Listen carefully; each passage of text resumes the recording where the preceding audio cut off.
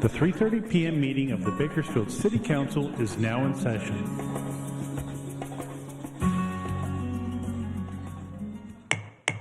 Good evening. It's my pleasure to call to order the 3:30 regular City Council meeting of February 11th, 2026. Madam Clerk, please call the roll. Mayor Go. Here. Vice Mayor Core. Here. Councilmember Arias. Councilmember Gonzalez. Here. Councilmember Weir. Here. Councilmember Smith. I am here. Councilmember Coman. Here. And Councilmember Bashir Tosh. Here.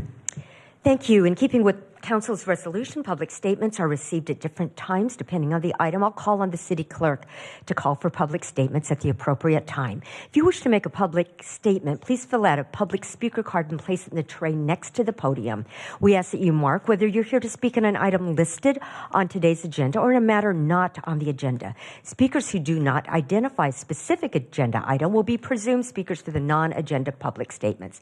If you're here to speak on an item not listed on the meeting agenda, you'll be called first to speak. Statements are given a 2-minute time limit per speaker, 20 minutes total for all non-agenda item public statements.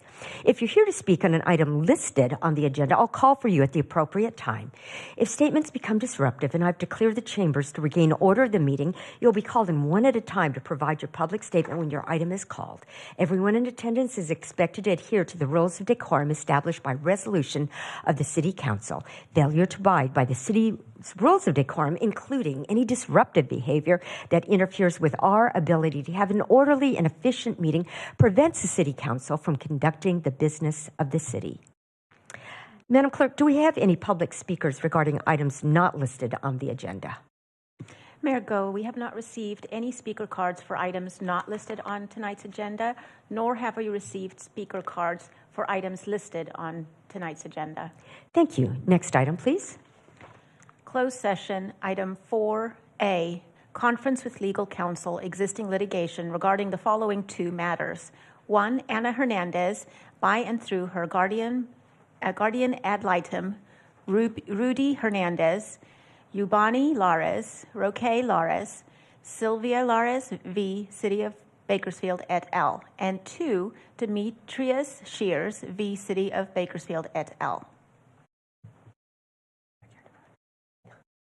Motion to adjourn to closed session. We're adjourned.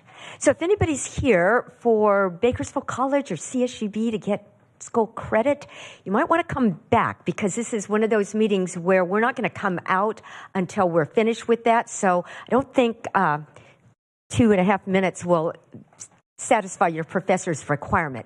Can you go back and tell your professors it's better to come to our 5:15 meeting, because oftentimes we go in and we handle matters in closed session, so you won't be privy. You'll just be sitting out here. Who's your professor? Okay, we're going to tell him. All right, tell him that it's better to come to the other one. All right, and okay. Yeah, we'll let him know, okay? You'll get a special point if you, like a little star in heaven, if you remember to tell him that. Okay, thanks a lot. Reconvening the 3:30 City Council meeting. Madam City Attorney. Thank you, Mayor. We had 2 items on closed session this evening, items 4A, 1 and 2, and on both of those items, the city attorney was given direction in both cases unanimously 6-0 with Councilmember Arias absent. Thank you. Thank you. And with that, we stand adjourned at 5:03, and we will start the next meeting in a few minutes at 5:15. Welcome to the Bakersfield City Council meeting. This television broadcast is brought to you by the local cable companies, the County of Kern, and the City of Bakersfield. You can watch the rebroadcast of this meeting Saturday at 7 p.m., Sunday at 10 a.m., and the following Wednesday at 7 p.m. You can download the agenda for this meeting at www.bakersfieldcity.us. Presiding over this evening's meeting, the Honorable Mayor Karen K. Go. Good evening. It's my pleasure to call to order the 5:15 regular City Council meeting of February 11th, 2026. Madam Clerk, please call the roll. Mayor Go. Here. Vice Mayor Core. Here. Councilmember Arias. Councilmember Gonzalez. Here. Councilmember Weir. Here. Councilmember Smith, Councilmember Coman, Here. and Councilmember Bashir Tosh. Here. Thank you. We have the pleasure tonight of having Pastor Dr. Dwayne Cantrell, who's the pastor of Living Victory Church. He'll offer the invocation. He serves also as Vice President for Student Affairs and Strategic Enrollment Management at CSUB. In this role, he serves both as Chief Student Affairs Officer and Chief Enrollment Officer for the university. He also serves on the board at the Mission of Kern and more than 30 years in education. Pastor, thank you so much for the wonderful emceeing at Gospel Fest. CSUB had a Gospel Fest where multiple choirs from our city sang, and that was a wonderful celebration to kick off Black History Week. Following the invocation, Arlene Ramos, who's a senior at Golden Valley, will lead us in the pledge. Arlene is a 4-dimension dream builder. She serves as ASB president. She's the chair of the school's advisory council and district advisory student board member. She's also a cheerleader, and she works part-time as a sales associate and volunteer with the Jim Burke Ford Education Program. Arlene plans to major in political science at CSUB, go Runners, and she plans to pursue a career as a news anchor to inform and engage the public, later branching out to politics to advocate for community-centered and education-centered policies. So thank you to both of you for being here, and at this time, would you all please stand?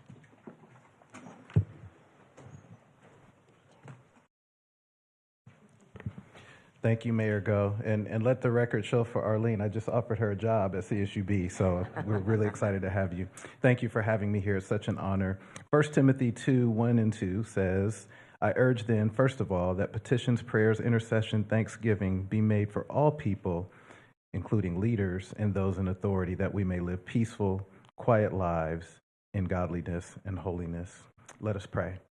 Father, we do thank you for this time. We do thank you for this opportunity to gather together to do the work of the city, which is not just work, it's service to the people of the city, to the people of the community. So Lord, we lift up this community. We lift up this town, this county. And Lord, we lift up this effort. Thank you for the mayor, for the vice mayor, for all the city council and all who are serving in this work. And Lord, we pray that you're glorified through this city, through all that we say and do. We thank you for it all. In Jesus' name, amen. Amen. Thank you. I just want to start off by saying it's a pleasure to be here tonight, and I'm very grateful for this opportunity. I myself am born and raised in Bakersfield, so getting to do anything for my community is a pleasure. Salute, pledge. I pledge allegiance to the flag of the United States of America and to the republic for which it stands, one nation, under God, indivisible, with liberty and justice for all. Thank you so much. Thank you. Would you like to introduce your special guest? Yes, this is my mother. I'm very grateful that she got to accompany me tonight. She's been a big part of my life. She's been an impact and my biggest supporter, and I'm very grateful that she's always by my side. Thank you so much. Thank you, Mom. And Pastor, thank you so much. Thank you so And you're much. welcome to stay, or if you need to leave, this would be a fine time to do so. You might need to study tonight.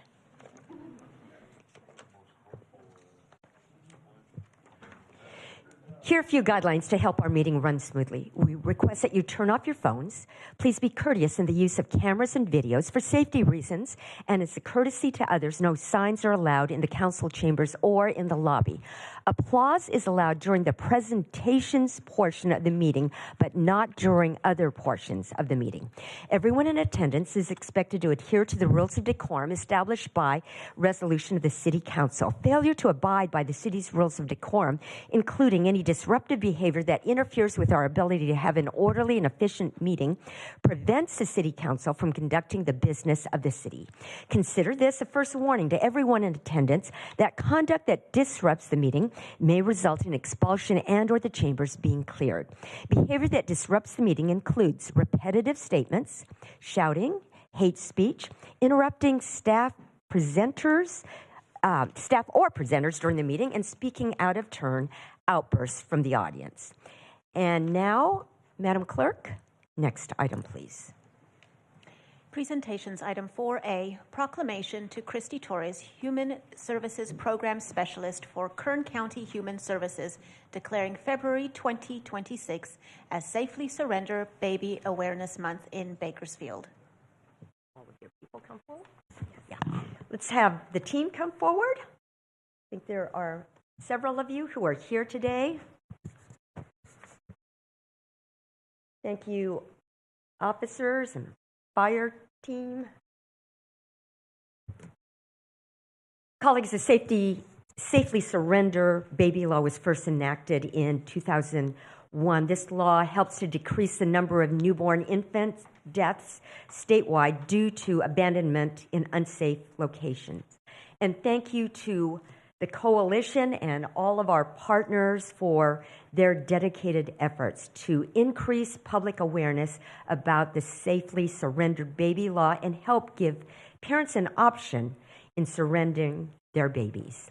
And it's my honor to read this proclamation. The mayor of the city of Bakersfield, California, has officially proclaimed February 2026 as Safely Surrender Baby Awareness Month in our city.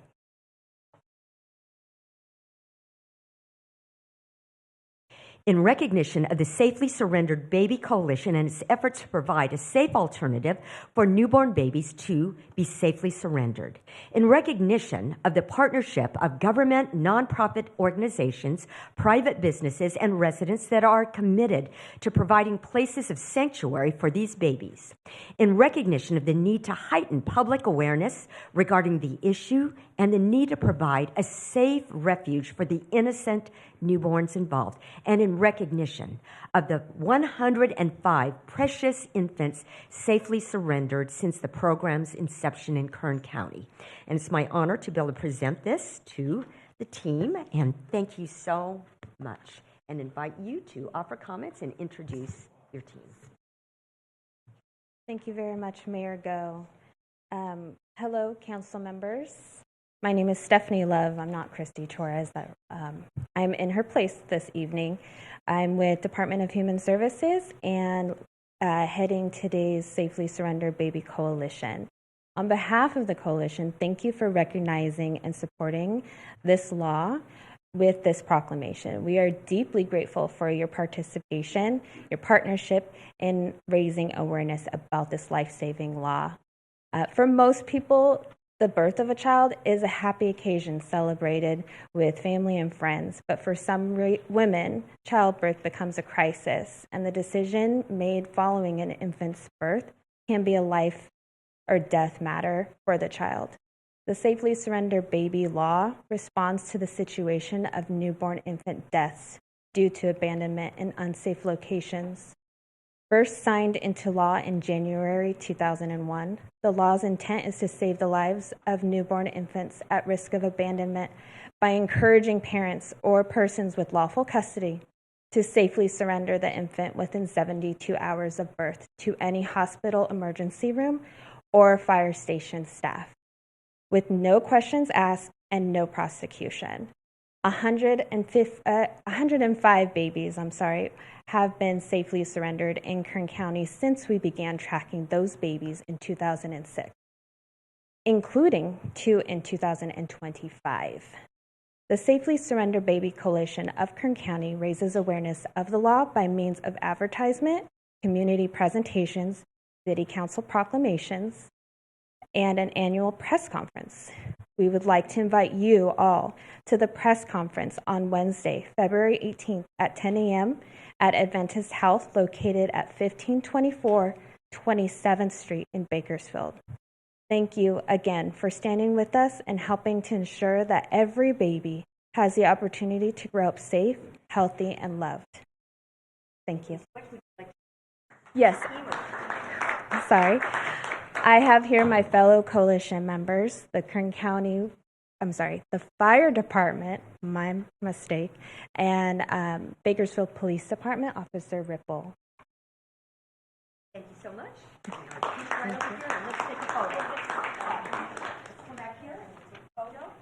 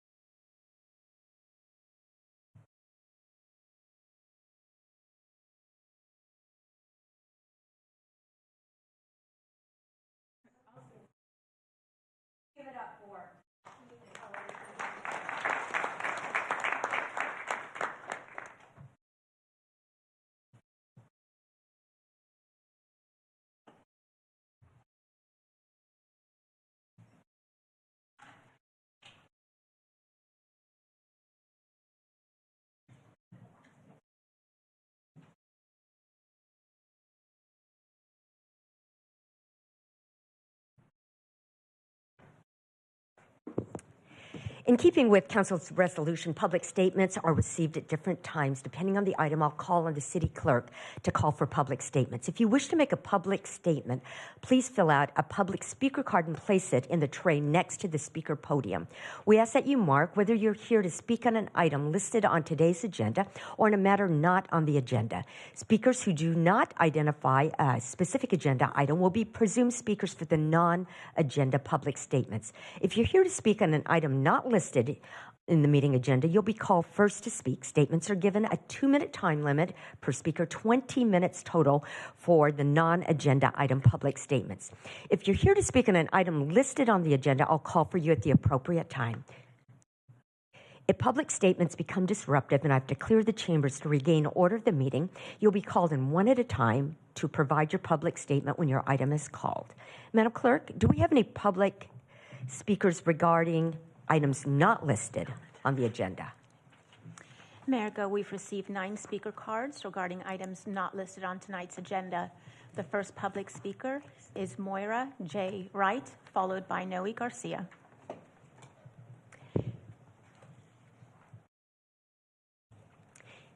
And to all our speakers, please adjust the microphone just to your level so we can hear you.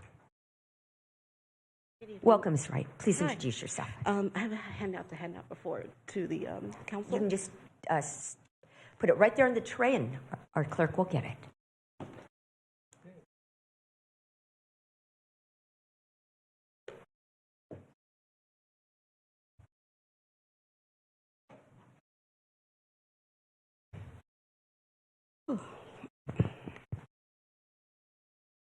Good evening, Mayor and Council. My name is Mariah J. Wright. At the January 21st meeting, Sumner Station was reviewed in context to its lease and long-term responsibility. While much of that discussion was used for maintenance and obligation, I'd like to focus on activation and share a brief community-centered proposal for the site for the record and for future consideration. Sumner Station is a historic site with a lot of potential, but right now it's largely inactive. My proposal is a low-cost phased activation model centered on permitted food trucks paired with a small community garden. Food trucks would provide immediate flexible activation, bringing consistent foot traffic, supporting local vendors, and creating regular use of the space without permanent construction. The community garden component would be a modest, volunteer-supported focus on education, stewardship, and connection to food access. Together, these elements create a people-centered use of the site that can grow gradually based on capacity and community interest. This approach allows the city to activate Sumner Station while longer-term decisions are explored. It's scalable, reversible, and does not require new city staffing. Regular use helps deter neglect, increase safety through presence, and encourages community ownership, especially for historical sites like Sumner Station. I want to be clear, this is a conceptual phase proposal. I'm not asking for action tonight, only sharing a practical framework for how the site could be activated in a community-forward way. Thank you for your time and for considering ideas that bring Sumner Station back into active community use. Thank you, Ms. Wright. Councilmember Gonzalez. Thank you, Mayor. Ms. Wright, thank you so much for your comments today, and thank you for this proposal. I love the idea, and I love the idea of some low bar activations and see how we can invite the community to participate. And as much as we can do something like this, I'd love to pursue it, and I'd ask staff that we look into it. And see what might be available and reach out to Ms. Wright. And thank you so much for caring enough about our historic train depot, a community asset that is cherished by thousands of people throughout Kern County and something worth preserving. So thank you so much for taking your time out this evening and being here and speaking about it. Thank you, Councilmember Gonzalez. And I just saw that we have Chairman of the Board of Supervisors, Philip Peters, joining us tonight, and then also a representative from the Office of Assemblywoman, Dr. Jasmeet Baines, Juan Hernandez Garcia. So thank you for joining us tonight. Madam Clerk, next speaker, please. Noe Garcia, followed by Carter Beardsley. Welcome. Please introduce yourself. Hi, good afternoon, council members. My name is Noe Garcia. Proud to be serving as our vice president of the Kern County Young Democrats. Here to really, alongside some of our colleagues in the Young Dems group, to share disappointment on some of the comments shared by Councilmember Bashirtash at the last city council meeting, regardless of our homeless population. It's real easy for any one of us to go up on a mic or to go up in front of a crowd and criticize and attack and to, degrade a person or degrade a community. It's harder to come up with solutions, to represent a community, to be able to work with city staff, with your fellow council members, with community organizations to come up with a solution. And so what we're here today to say is look for the solutions. That's why you're elected. That's why voters trusted in you to make sure that you can represent your community and come up with long-lasting, sustainable solutions to the issues that we have here in the city of Bakersfield. Don't want to take up too much more of our time, but just want to share that disappointment to Councilmember Bashirtash, and I hope you can work with city staff, work with your council members to come up with long-lasting, sustainable solutions. It's not enough to just lock them up and throw away the key. We do have to, put in the work, talk to stakeholders, bring folks together, and make sure that we can come up with something that benefits all of our city. Thank you. Thank you, Mr. Garcia. Next speaker, please. Carter Beardsley, followed by Jackie Aguilar. Good evening, Mayor and Council. My name is Carter Beardsley, and I am proud to serve as the Secretary of the Kern County Young Democrats. Councilmember Bashirtash, we haven't met yet, so hello, my name is Carter. I don't like to talk about things unless I know someone. I was very disappointed in hearing what you had to say, and I think a big part of that reason why is because as elected officials, I think that there's a higher standard to which professionalism has to be conducted. And I don't believe that calling a community of people degenerates is what is going to help us solve the problem. I hear you and I understand that there is concern about what's happening with our homelessness crisis, but there's an analogy that I love. It's called the leaky pipe analogy. And it says that if there's a leaky pipe and you just put a bucket underneath, it'll fill up and suddenly the water becomes a problem again. If you patch up the hole, it'll come through and it'll still be a problem. You have to fix the leaky pipe. And so if we're talking about these people being degenerates, we're degrading constituents of yours. We're talking about our neighbors. We're talking about people, and we're not providing a solution. This council cut funding for affordable housing, and that's a real problem that we have. So I don't think it's a homelessness crisis. I don't think that these encampments are a homelessness crisis. I think that that's a housing crisis. I don't think that people who are finding their next meal out of a trash can, I don't think that's a homelessness crisis. I think that that's a problem that we can't afford food in our community. I don't think that the people who are panhandling on the street that people turn a blind eye to and pretend that they're not there, that's not a homelessness crisis. That's a job crisis. Why can't people get a job? And I think that we need to be conscious about the words that we're using, because if we want to come to a legitimate solution to these problems, these real problems that we can all agree there is a problem, if we want to come to those solutions, we have to come together, and degrading people by calling them degenerates, that's not getting us anywhere. So I wanted to share my disappointment. Thank you, Mr. Beardsley. Next speaker, please. Jackie Aguilar, followed by Jim Wheeler. Welcome. Please introduce yourself. Hi, good evening, council members and mayor. My name is Jacqueline Aguilar, and I'm the president of the Kern County Young Democrats. I'm here tonight to offer a public comment in response to remarks made during a recent council meeting and to bring awareness to realities that are often misunderstood. My father was an immigrant from Michoacan, Mexico, and after losing both of his parents at a young age, he was left with no education, no financial support, and was homeless. It was not a result of his choices, but of loss and instability beyond his control.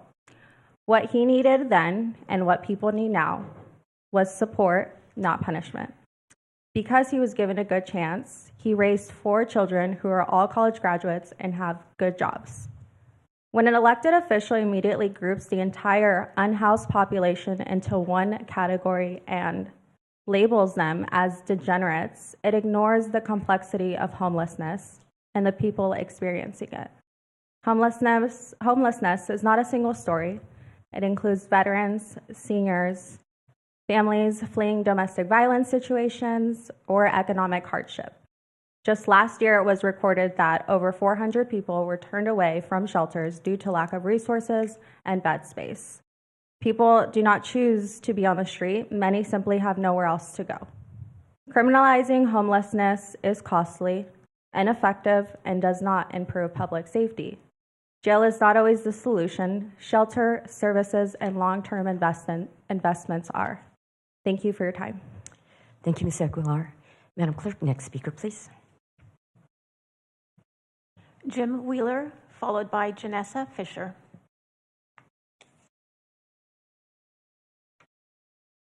Welcome. Please introduce yourself. If it isn't obvious, I'm not a member of the Young Democrats, so just in case anybody wants. Be an advisor. Yeah. So I'm Jim Wheeler. I'm the executive director of Flood Bakersfield Ministries. I did want to come just to address, just not any specific comments, but just the general tone that I see on social media and stuff about this issue. It's very disappointing to hear people talk about those who are doing the work as poverty pimps and a part of the homeless industrial complex. And yet I understand the frustration and the pain that members of the community and the business community are experiencing. We have a business, Flood Ministries, downtown, catty corner from the police department, and we experience all of the quality of life issues that other businesses experience, and it's frustrating. And so I understand the frustration. I just want us to be able to think about the work that's being done and also thank the city and the city council, the city staff, and even the county for supporting the work that we're doing. And I want to stand for those who are doing the work. Homelessness is a complex issue that requires a variety of responses. And while it seems like, and it does seem like sometimes, that nothing is being done and no progress is being made, I want to assure you that progress is being made. Just this last year, Flood was responsible for housing over 300 individuals. We currently case manage over 400 individuals that are in permanent supportive housing. We responded to over 10,000 community referrals regarding homelessness in 2025. We placed over 1,200 individuals in the shelters in 2025, and we also reconnected over 128 people with families in other communities. And so I just want you to know that progress is being made, and I would invite all of you to come. Some of you have come and participated in a ride-along. Come see what we're doing. Come see the work that's being done. Come see the people we're helping, and I think that'll give you a little bit of a different perspective. And again, thank you for your time. Thank you, Mr. Wheeler, and thank you for Flood's efforts. Madam Councilmember Bashir-Tosh, you'll wait, and Councilmember Arias. Thank you, Mayor. I just want to say thank you to Mr. Wheeler and to Janessa. Thank you so much for all of the hard work that you guys do at Flood Ministries. A huge fan personally of all of the great work that you do. When I think about boots on the ground, I think of Flood Ministries.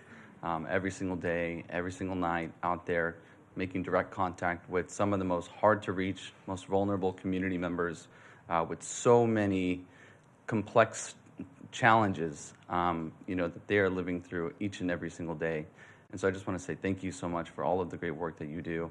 I look forward to connecting with you. Jim, I owe you a call because I need your support on a couple of issues that I'm working through in Ward 1. But I just want to say thank you so much because I think your voice is so important in this matter. So thank you so much. Thank you. And Madam Clerk, next speaker, please. Janessa Fisher, followed by Harveen Kaur.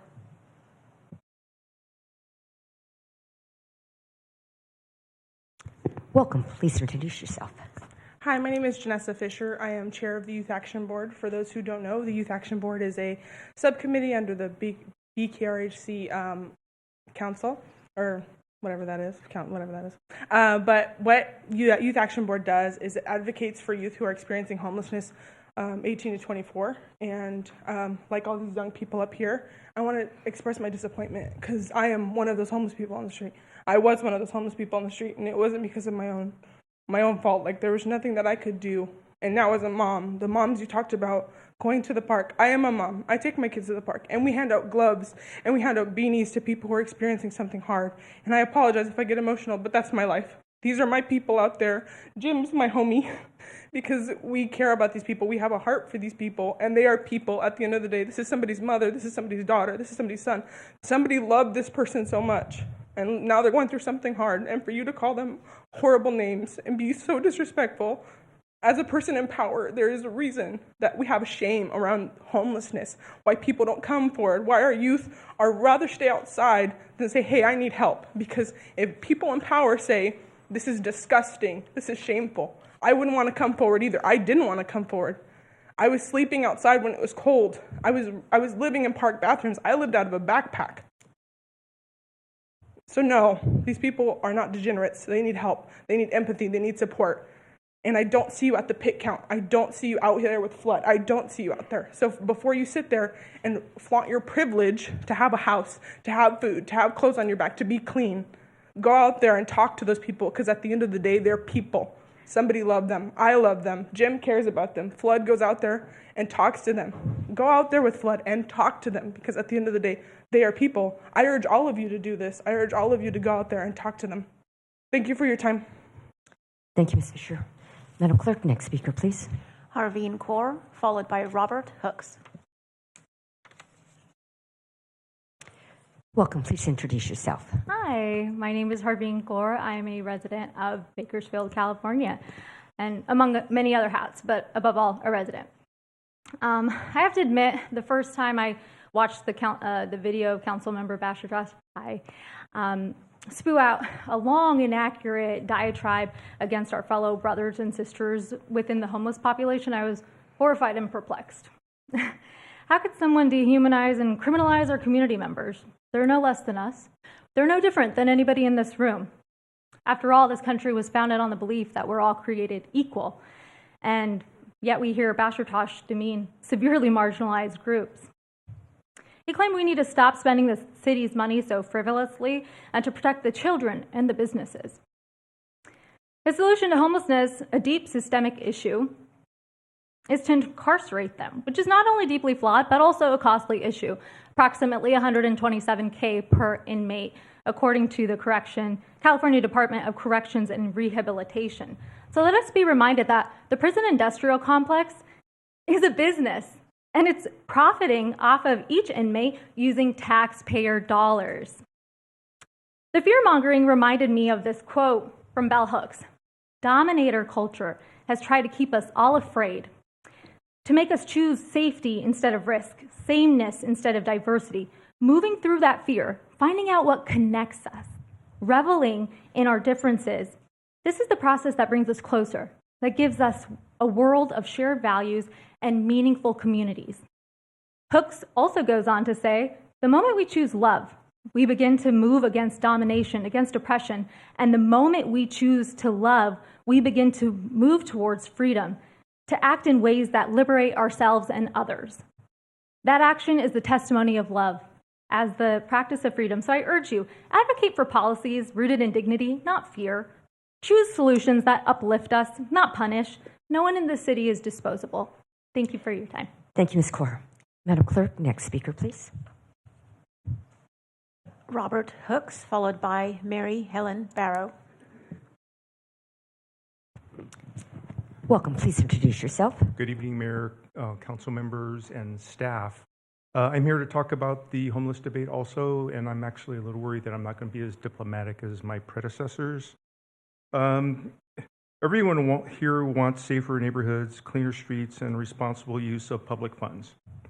But how we talk about people in crisis and policies we promote matters as much as our sense of urgency. Recent remarks by Council Member Bashir Tosh frame homelessness through contempt and punishment rather than evidence-based solutions, calling people degenerates and terrorists who belong in jail and suggesting an enforcement-only posture does not reflect the values of public service, and it does not match what research and local practitioners say actually reduces homelessness. Bakersfield and Kern County have been building systems around outreach, shelter, navigation centers, housing placement, mental health care, addiction treatment, because cities around the country know that housing plus services works best, costs less over time, and improves public safety more than cycling people through citations in jail. Public officials have a responsibility to govern with restraint, accuracy, and respect for human dignity. When rhetoric starts to resemble national political crackdowns instead of local practical problem solving, all you do is make a complex situation worse. People living on the streets include veterans, seniors, families, people with disabilities, people who have suffered economic impacts or health crises. They are part of a community, they are part of our community. Treating them as disposable is not a solution. And I just hit my wrong page. So I just lost my speech. But anyway, I did want to close by talking to you, Zach, directly and saying that you're just astronomically wrong. And you have complained, I've heard you complain before about your job. I think you've used terms like hard, if you think this is fun. Mr. Hooks, your time is up. Can you bring your comments to a close, one more please? sentence. Go ahead. There's a saying in leadership, lead, follower, get out of the way. Thank you. Thank you, Mr. Hooks. Next speaker, please. Mary Helen Barrow, followed by Hannah Garber.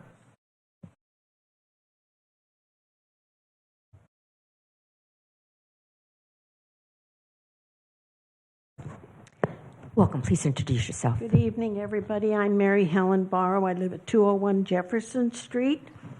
And my greetings to everybody and Mayor Go. I brought you some handouts. I put this together really quick. It has to do with restoring. I'm here to fight for the railroad station in East Bakersfield. And the second half of this handout, USPS anchored buildings are changing. Here's what owners and investors need to know. The other part is investing in Southern California, because this company is based there, but they do work all over the state. And what they do is they restore old buildings and make them into various kinds of functioning buildings which improve the surrounding neighborhoods. That old railroad depot is a treasure. I'm old. I don't want to be thrown out. I don't want you to throw out the railroad depot either. We can do something with it. We can remake it into something. There are lots of options. I just did this maybe in half an hour. I was researching resources that we could use to help this community restore that building and make it into something really incredible for East Bakersfield, because that's where I live. I think if this building was located in the southwest or the northwest, maybe your opinion might be a little different, but it's in the old part of East Bakersfield. It's just as beautiful and just as worthwhile and just as important and worth saving. So please, please, and I'll volunteer my time. I'll do any research. Y lo puedo hacer en el idioma de Dios. If you need bilingual services, I'm here. But we need to save that railroad depot. And please, if you could give us an extension. I think you didn't give us enough time. Ms. Barrow, your time is up. Can you bring your okay. comments to a close, please? Yes. I just want to say one thing, and I want to direct it at you, sir. My father used to tell me something since I was 2 years old. Mijita, always treat others the way you would like to be treated. Thank you, Ms. Barrow. Thank you. Next speaker, please. Hannah Garber.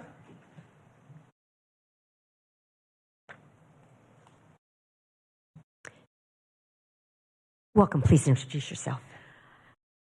Good evening, Mayor Go, council members, and staff. My name is Hannah Garber. I am a resident of Bakersfield, California, and I'm here on my free time, not representing anything except for the homeless population of Bakersfield. I run a community behavioral health clinic. In 2025, we served almost 500 unique clients, the vast majority of whom are experiencing homelessness. Just in January of this year, we made 109 placements for housing. There's a big problem, and we acknowledge it, but the solution is not putting people in jail or in prison. I do have some statistics I wanted to share. Some folks have already shared them, but incarcerating a homeless individual can cost over, somebody said $127,000 a year. My figure was $150,000. Providing supportive housing to that same individual can cost as little as $35,000 and save up to $7,000 in crisis healthcare costs. So the money talks, but obviously these are real people. These are real people who are living their lives, who often are experiencing homelessness through no fault of their own. People have mentioned domestic violence. People have mentioned military service, economic hardship. There's a lot of things that go into homelessness, substance abuse. There's mental health problems. And there are solutions to this. And folks who work in the field, like I do, we have solutions. We have ideas. Councilman Gonzalez actually came out to my clinic last week and actually spoke to staff and current clients about the issue and got some ideas. I would invite the rest of you to reach out. I would love to have you guys come out for a tour and show you around, have you meet some folks. Thank you so much. Thank you, Ms. Garber. Madam Clerk, next speaker, please. We're down to 18 seconds. Thomas Winter.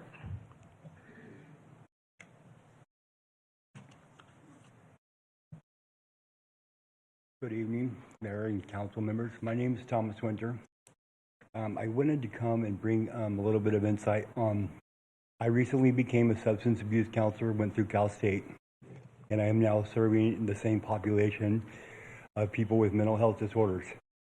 For 32 years, I was highly addicted, and I was 15 years a homeless degenerate as well.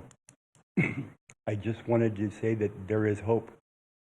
I am now functioning very well thanks to the Kern County programs here, thanks to what I have been able to have given to me. What a great gift it is. And I just don't think that we should be saying the things that we're saying about people's brothers, sisters, kids. These are people. And I want to just thank you for letting me come up here and speak and bring light to this. Thank you very much. Thank you, Mr. Winter. And we have reached the end of our time for this section. Councilmember Bashir Tosh. Thank you. Thank you for all of your comments and coming out and speaking. I appreciate all of that. It takes courage to stand up and speak to what you're passionate about. I knew that you were coming, a lot of you that were coming tonight, because I was told that a certain council member was inviting people to come and try and bash me at the podium, which is unfortunate. But the biggest issue that we're going to face as a society and as a culture is basing our reactions on a 30-second video that we see on social media instead of actually digging and showing ourselves approved of the actions that we set forth in front of us. That being said, if anybody that had an issue with what I said had followed what I've been saying for the last year, I think that your tone would be different. In fact, my goal is not to just lock away homeless people and throw away the key. I spent a large portion of my adult life working for a nonprofit, actually, and spent 6 years working with individuals on Skid Row, and saw things that really broke my heart. What bothers me is that we'll continue to throw money at creating what we think is helpful, and it's not, while babies are being born behind grocery stores and discarded like trash, because we allow that person to be on the street, even though there is safe surrender that we just talked about, even though there are resources. When you are stuck in a drug-addicted cycle or struggling with mental health, you are not going to make a good decision for your life. That's why we have our homeless population. The solution that we've been trying to work on as a community, as some of us as a council, was slowing individuals down long enough to where we could get them the resources they need so they could become functioning members of society, actually cared for, actually taken care of. That has been what I've been fighting for and trying to be a champion of. It is the best of both worlds. 30 years ago, we didn't have a homeless problem because we locked everybody up. That's what we did, and it was gone. Now, I see the problem in that. I absolutely see the problem in that. But what we have now is throwing millions of dollars at the homeless problem, hoping they'll come to the shelter and get the help that they need. It does not work that way. A degenerate, the definition is someone that is their behavior is socially irresponsible. It blows me away at the amount of death threats and hatred I've gotten from a 30-second video when no one will take the time to actually look and track what we've done. That a council member would say, let me create a bigger divide instead of actually working toward the problem. Let me stop wasting money on my pet projects and actually focus on helping people in this community. In the last 7 days, we had a homeless woman give birth to a child that died. Its first and last breaths were homeless on the street. We had another individual burned in a building because of a homeless fire. It kills me inside to see people suffer. I dug the grave for my homeless father-in-law in Northern California when he died, getting hit by a car because he was homeless. So I don't sit lofty in a mansion like someone who has no idea what they're talking about. I've sacrificed thousands of my life hours on helping intervene in people's lives who didn't want intervention. And it wasn't until individuals were slowed down to the point where they could have a moment of clarity, where they could have some mental clarity to get the help that they need. So no, I don't want to lock homeless people away and throw away the key. That's not my intention or my goal. I want to see people actually cared for. Someone that abuses drugs for 5 or 6 years in Bakersfield Sun is going to become a zombie. Anybody that works with an addiction or with drug abuse will know there is only so much that the human brain can take before you are no longer going to be restored back to health and function in society. The proof in that is evident. I will walk with you and I can show you some people that have been on Skid Row for 20 years, living there for 20 years. So I would encourage you to dig deep, to learn and to grow. Don't get it twisted on what my perspective is just because you watch a video on social media. It's easy for that kind of stuff to blow up. And that's the kind of stuff, we don't need a divide. This is literally both teams coming to the table with a little bit of love, ingenuity, tough love, and moving forward. But the system we have right now is the worst that it's ever been in the history of this community. No one can argue that. The facts are around you. And when I'm talking about protecting the kids and the business people, how do you think governments function? How do you think all the resources come to be? It's businesses paying taxes. If businesses are gone, they're not looked after. How do you think all of this works? How do you think the resources for people that are struggling get there? They don't exist anymore. It's gone. So I would encourage you and to dig deeper. Don't be bamboozled by emotional rhetoric that you may be getting off track.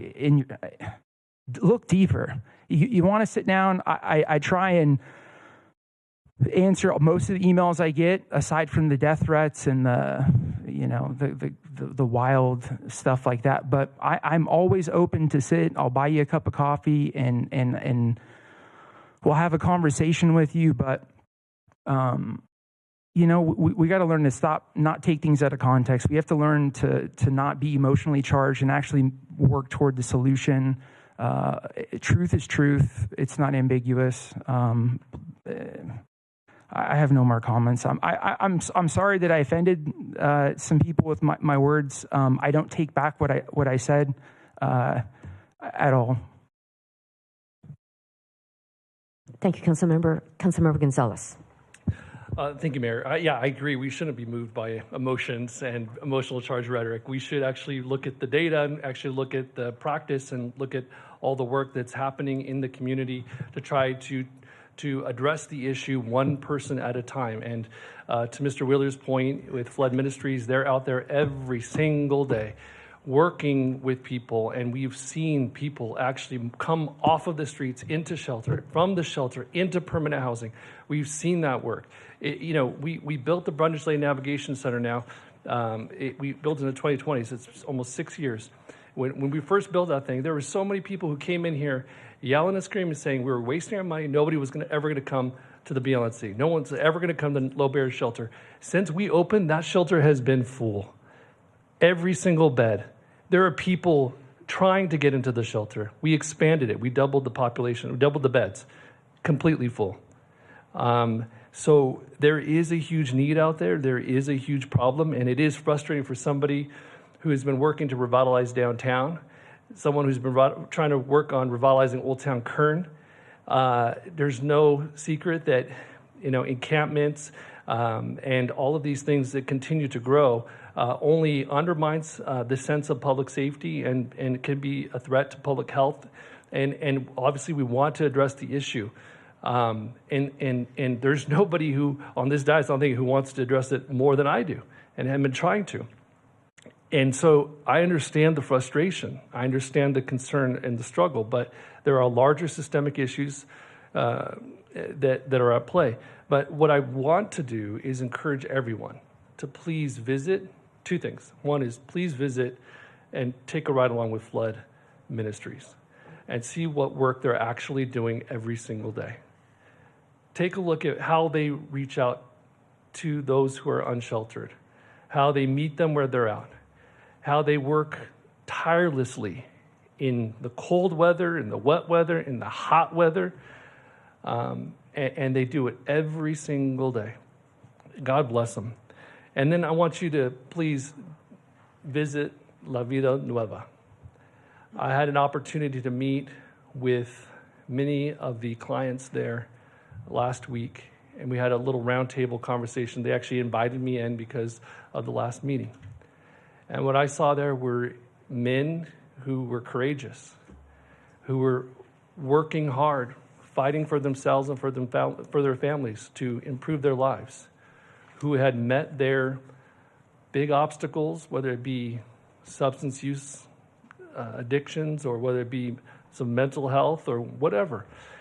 They were on the streets, many of them, but they pushed through, and they are now living productive lives. They have big hopes. They have big dreams. And it is exciting to see where they are today. It was amazing.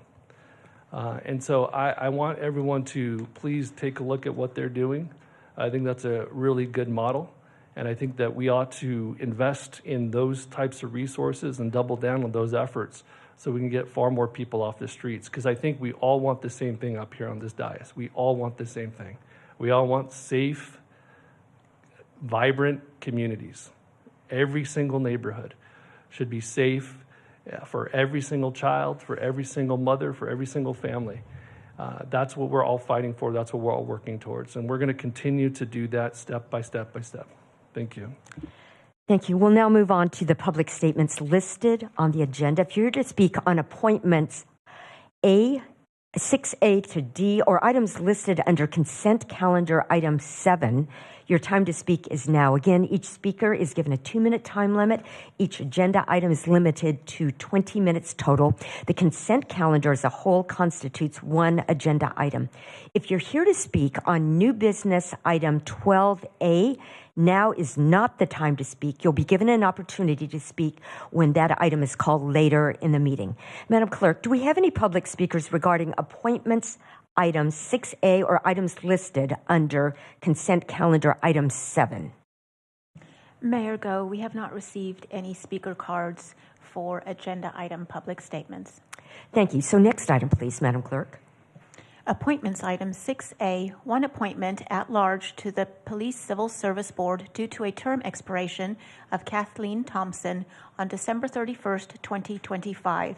The new term will expire on December 31st, 2028. Applications for appointment have been received from Hovik Badurian, Casey Cavazos, Johnny Escobedo, Jerry Edwin Fernandez, Joe Luis Gutierrez, Jacob M. Hall, Erica Kimmel, Jenny Annette Curdy, Anthony Meeks, Valerie Pinto, Mitchell Lee Rowland, Indiraj Singh, Regina Bernal Velasquez, and Ronald Wolf. Thank you. I'd like to clarify the voting process for you. The council will vote electronically, and the city clerk will then announce the results. Based on these results, the council will make the appropriate motion regarding the appointment. Madam Clerk.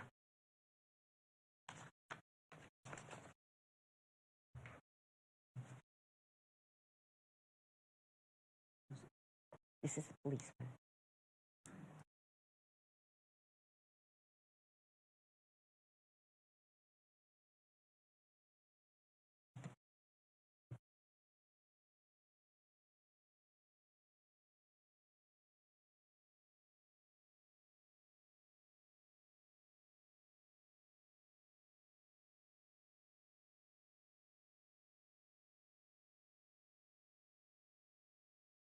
Anybody having trouble with their equipment or all the votes cast?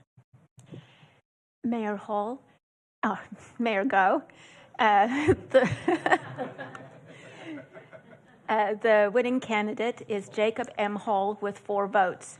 Jerry Edwin Fernandez received 1 vote. Joe Louis Gutierrez received 1 vote, and Indaraj Singh received 1 vote.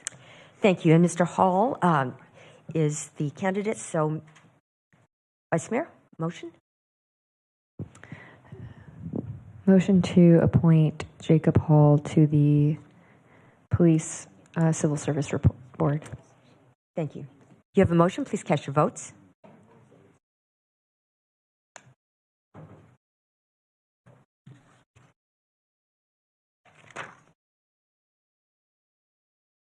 Motion is unanimously approved. Thank you. And thank you, Mr. Hall, for your willingness to serve. Madam Clerk, the next appointment, please.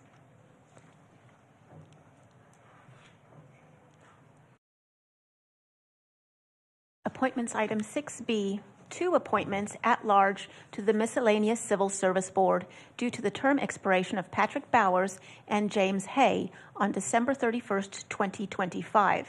Applications for appointment have been received from Hovik Bedurian, Patrick Bowers, the incumbent, Jerry Edwin Fernandez, Erica Kimmel, Michael King, Lindsay Parker, and Ronald Wolf. Thank you. The council will vote electronically, and the city clerk will announce the results. Based on these results, the council will then make the appropriate motion regarding the appointment. So we'd like the council now to make their first vote. You're just going to pick one right now. Yes. Yeah, just one, and then we'll go on to the next.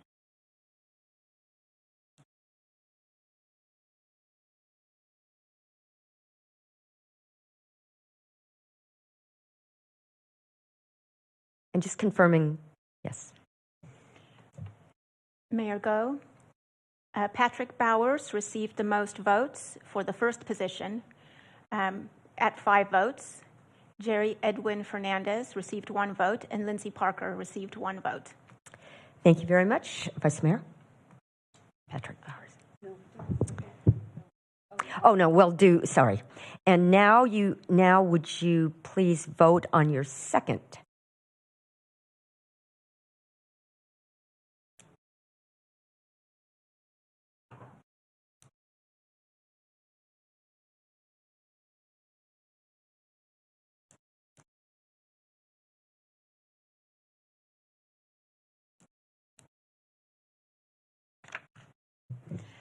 Mayor Go, Jerry Edwin Fernandez received the most votes at 3. Hovik Bedurian received 1 vote, and council members Weir, Komen, and Bashir Tosh abstained. Thank you. And so now, Vice Mayor, the motion, please. Motion to appoint Patrick Bowers and Jerry Edwin Fernandez to the Miscellaneous Civil Services Board. Thank you. You have a motion. Please cast your votes.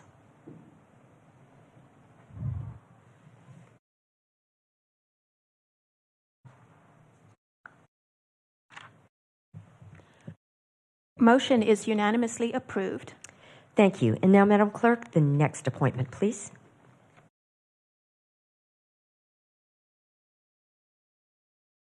Appointments item 6C, 1 appointment at large to the Historic Preservation Commission due to the resignation of Roger Mobley. The term is set to expire on March 31st, 2027.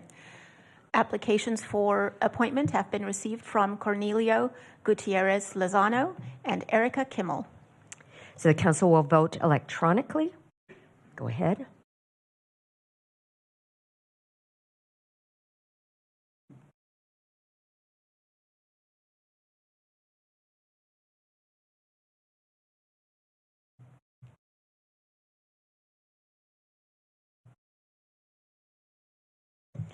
Mayor Go, Cornelio Gutierrez Lozano received the most votes at 3. Erica Kimmel received 1 vote, with council members Weir, Komen, and Bashir Tosh abstaining. Thank you. And now, Vice Mayor. Motion to appoint Cornelio Gutierrez Lozano to the Historic Preservation Commission. Thank you. You have a motion. Please cast your votes.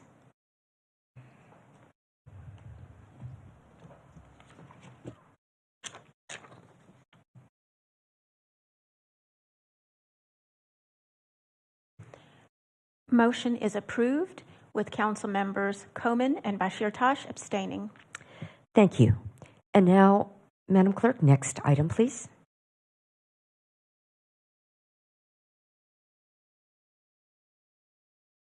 Appointments item 6D, 2 appointments to the Youth Commission for Ward 3 regular and alternate members with terms set to expire July 2026.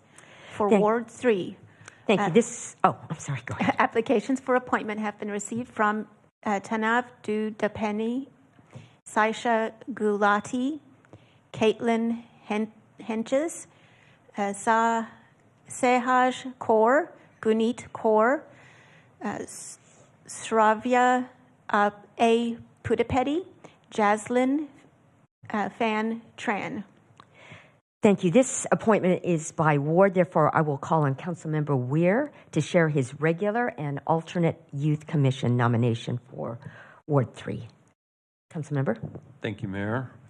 I would like to nominate Sarvaya Pudapedi, if that...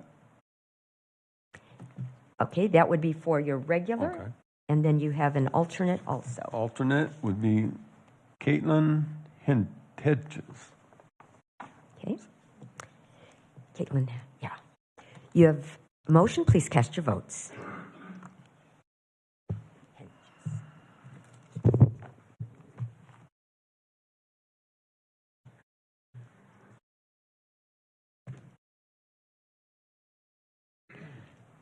Motion is unanimously approved.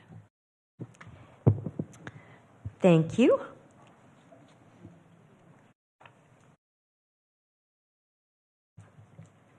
You already, no.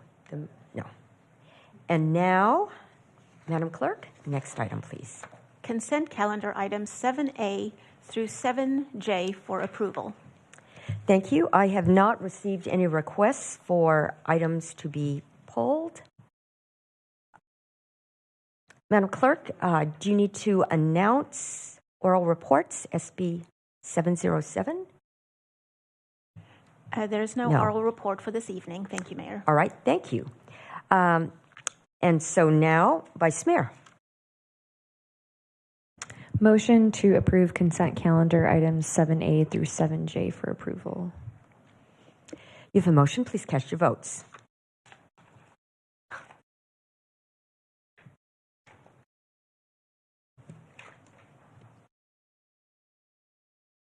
Motion is unanimously approved.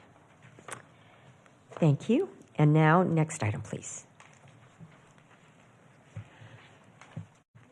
New business item 12A, authorization to issue Proposition 218 notices for sewer user rates for fiscal year 2026 through 2027 through fiscal year 2030-2031.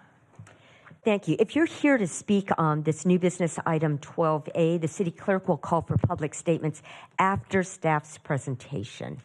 Each speaker will be limited to 2 minutes, and there will be a 20-minute total per item on that report. Mr. Clegg. Thank you, Mayor and Council. Just to provide a little bit of a context for this presentation as Ms. Budak comes up to the podium.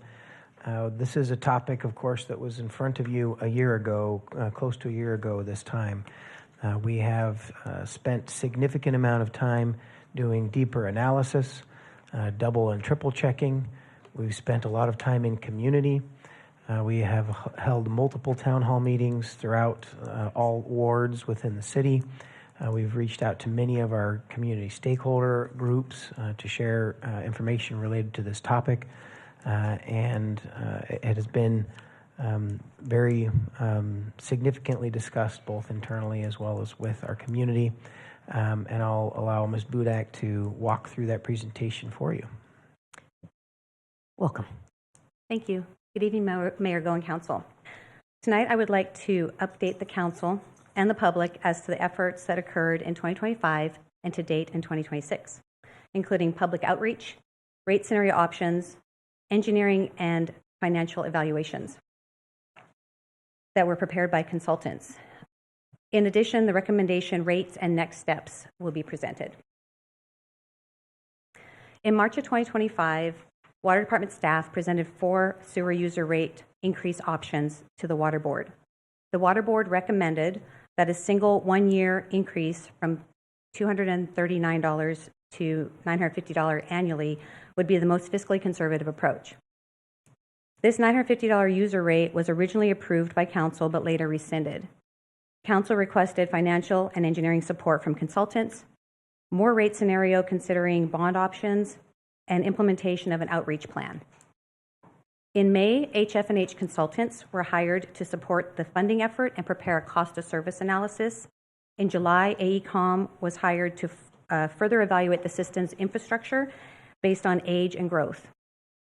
In October, the first round of presentations to the community began with a focus on educating the public on understanding the city's sewer system, deficiencies, and a need for rate increases. Staff also returned to Council in October to present 6 new rate scenarios and elements of the 2026 Sewer Rates and Fees Report, which included the HF&H prepared 2026 Cost of Service Analysis, identifying the cost for the city to provide service. This report, along with all community presentations, were posted on the city's wastewater website for the public to review. In November, AECOM finalized its evaluation of all the plants and presented their findings to East Niles Community Services District, Kern Sanitation Authority, and the Water Department staff over multiple workshops. From the workshops, the group identified alternatives to studies based on infrastructure needs due to the age of the system, growth projections, and technology options. In December, the second round of community meetings with the intent to explain the rate development and provide the community an opportunity to provide feedback to the various rate scenarios began. In addition to the 12 community meetings, staff also met with or presented to various professional affiliation groups and key stakeholders, including Water Association of Kern County, American Society of Civil Engineers, Rotary Clubs, yes, plural, Chamber of Commerce, Kern Tax, and the County of Kern. As previously stated, during the October 22nd council meeting, 6 rate scenarios were presented. Of those 4 scenarios were selected based on comments and input from the council during the meeting. These 4 scenarios were then presented to the community in December 2025 and January 2026. These 4 scenarios considered various rate increase structures, pushing out and moving major infrastructure projects, evaluating various bond amounts, and extending the rate increase beyond the 5-year Proposition 218 limit. The rates included the original rate scenario, which was the $950 initial increase, a large bond scenario, which would increase the current rate to $475, increasing it $125 a year over 5 years, a no bond scenario, which would be to increase to $475 the first year, and then increase $110 over 7 years, and a moderate bond scenario, which was to increase the rate to $475, add $100 per year for 7 years, and bonding $270 million. Below each one of the bond, large bond, no bond, moderate bond names, there is the rate scenario that was presented on October 22nd, if anybody wants to reference that. Okay. In mid-January, AECOM completed its alternatives evaluation.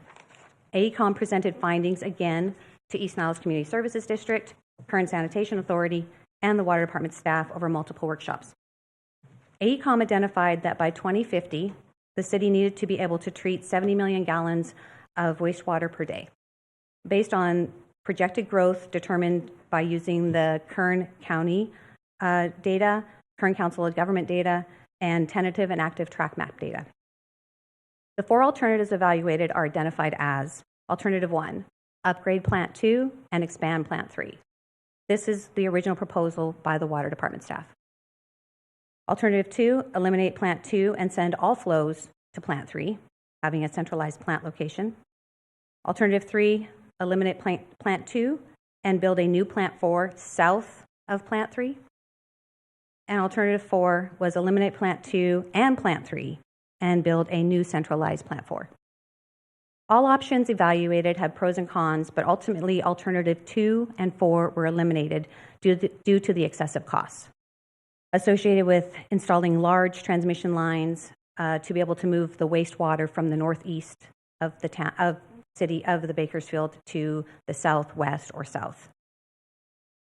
After in-depth conversations with city staff and AECOM engineering and estimating team, the group determined that a combination of Alternative 1 and 3 would be most efficient and cost-effective approach to meet the 2050 projected flows.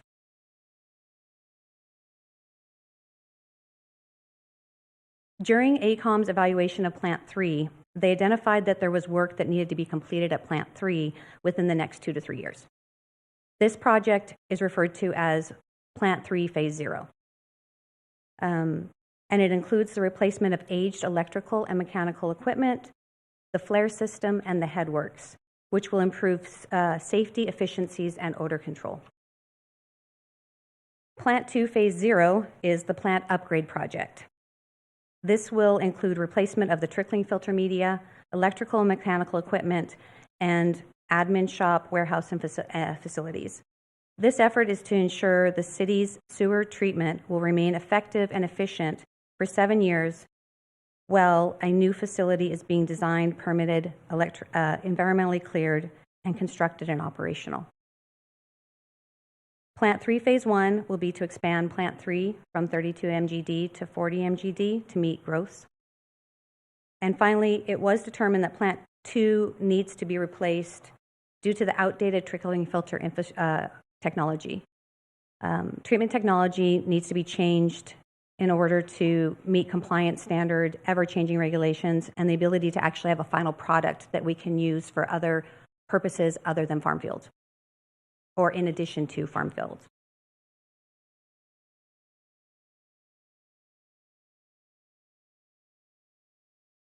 As part of the AECOM evaluation, cost estimates for the projects just described were provided.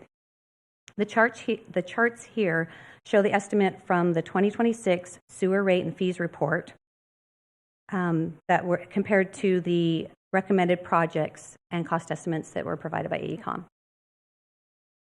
Initially, you'll see that Phase 3 under the original 2026 cost estimate isn't there. Phase 0 is because we weren't aware that we had infrastructure needs at that facility currently to date, other than the expansion. So that project shows up in the right table as 0 as $40 million.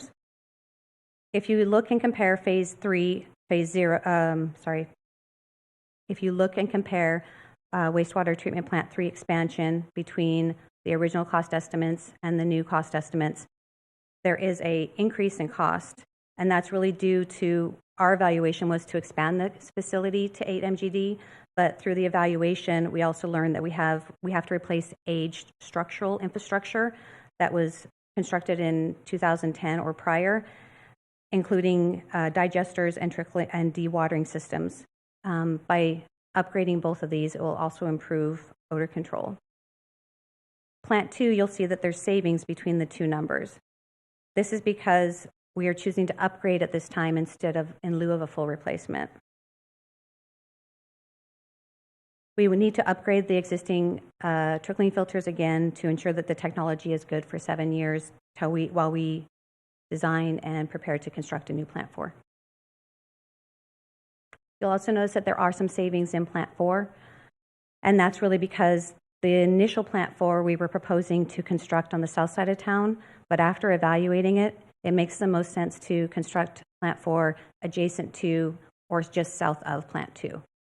It reduces the need to have to install large transmission lines to move wastewater to plant facilities. So there's significant cost when we start having to underground 6-foot pipelines to be able to move wastewater amongst our different plant facilities.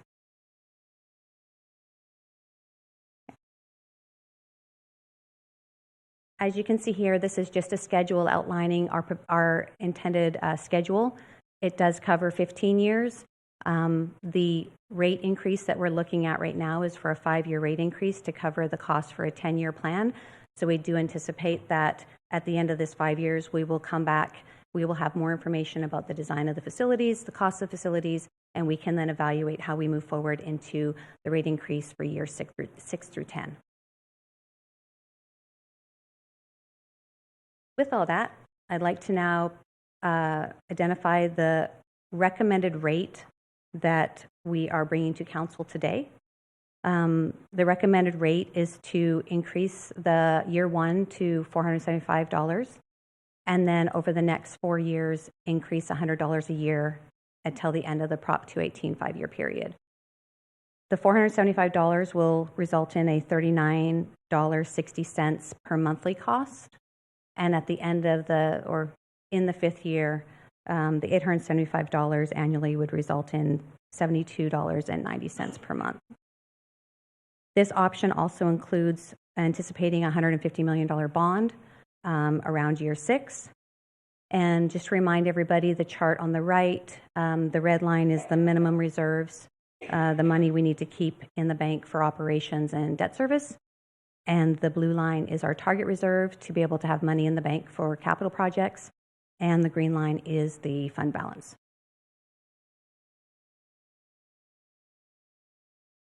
This chart that I just provided can be a little bit confusing, so we thought we'd break it down a little bit more. Here's a chart that shows the revenue generation and the expenses over the next 10 years. The color columns identify all the expenses. Starting at the bottom, the light blue is a debt service payment. The current debt service we are paying on is from the 2010 expansion. That should be paid off by 2032. And at that time, the bond for the $150 million for Plant 2 would take effect. And so we would continue to have a debt service payment in this model. The brick red is the total O&M cost for both plants, sewer collection and storm drain. I guess it's not really brick red, I guess it's orange, which means the yellow would be the CIP for the sewer collection and storm drain systems, and the blue is the CIP for Plant 2 and Plant 3, and this includes all the major infrastructure for Plant 2 and Plant 3. So Phase 0 for Plant 2, Phase 0 for Plant 3, and also Phase 1 for Plant 2. Okay. The pink line is the revenue, including the proposed sewer user rate increase, plus connection fee, non-operating revenue. Any revenue that we collect is included in the pink line. The years where the column is above the pink line, we are anticipating spending our fund balance. The years where the column is below the pink line, we will be generating revenue. And that's really important. And I'm going to go back. And the reason is, if you look at this chart, over the next 3 years, we're barely above our minimum reserve. Then we start to climb in growing our revenue. And we're going to need that when we want to go and ask for a bond. If we don't have proof that we can pay for a bond, it's going to be really hard for us to get a bond. So this enables us to generate revenue the 2 years before we request a bond.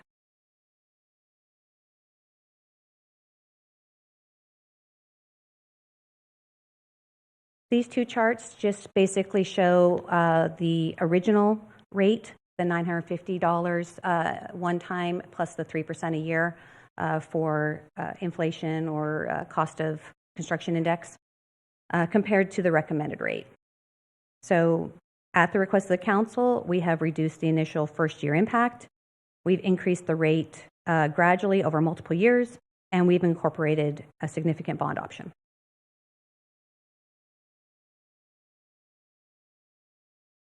Finally, I'd like to show a comparison between our current rate at $247.25 compared to local districts as well as cities, and where our future rate will put us for 2026, 2027.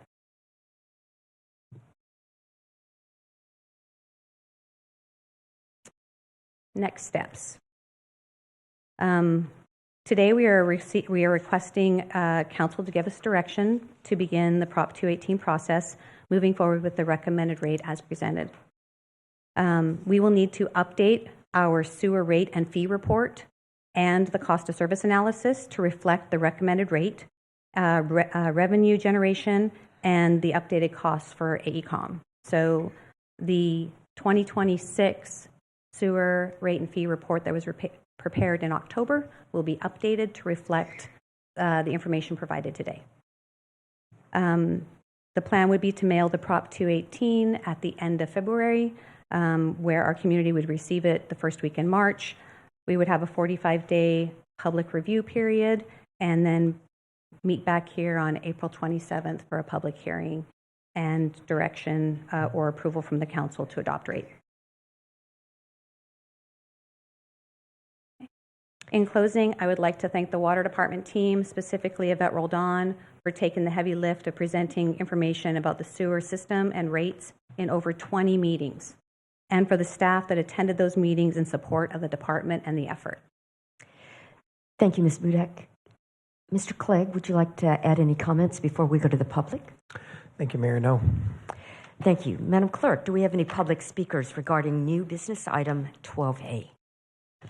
Mayor Go, I did want to share that we provided a staff memorandum transmitting correspondence received regarding this item, and we have received 5 public speaker cards regarding this item.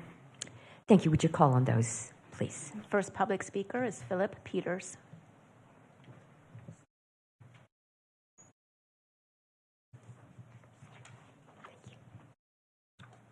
Chairman Peters, welcome. Good evening, Mayor Go and honorable council members. It's nice to be on this side of the podium. Thank you for the opportunity to be here this evening. Again, I'm Kern County Supervisor Philip Peters, and I just wanted to share a statement on behalf of the Kern County Board of Supervisors as well as some concerned citizens. I wanted to start by saying I appreciate the work you're doing, and I certainly don't take lightly how complex and costly wastewater infrastructure can be. Let me begin by saying that the county understands the investment in these systems is necessary. We all want reliable service, regulatory compliance, and long-term sustainability.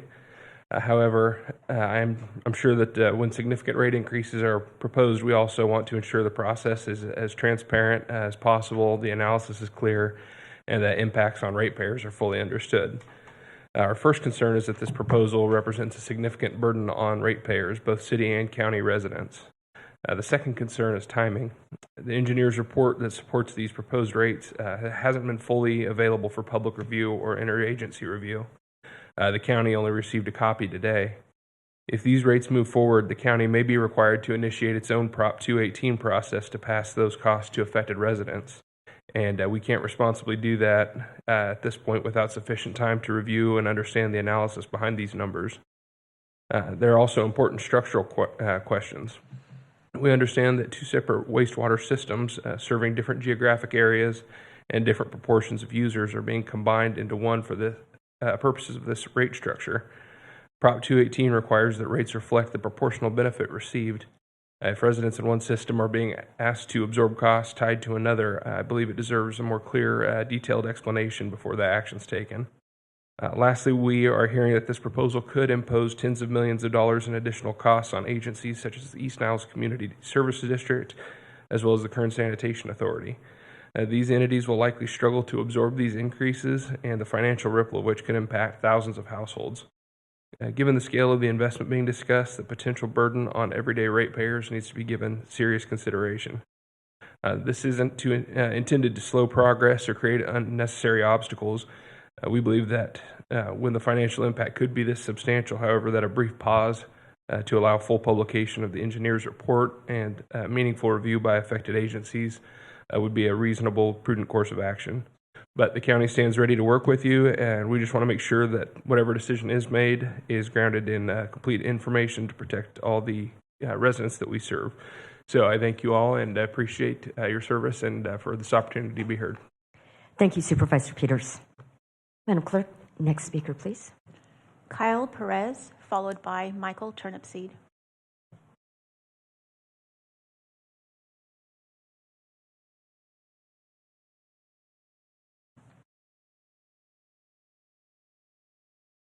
Welcome. Please introduce yourself. Hello, my name is Kyle Perez. I work for Kern County Public Works.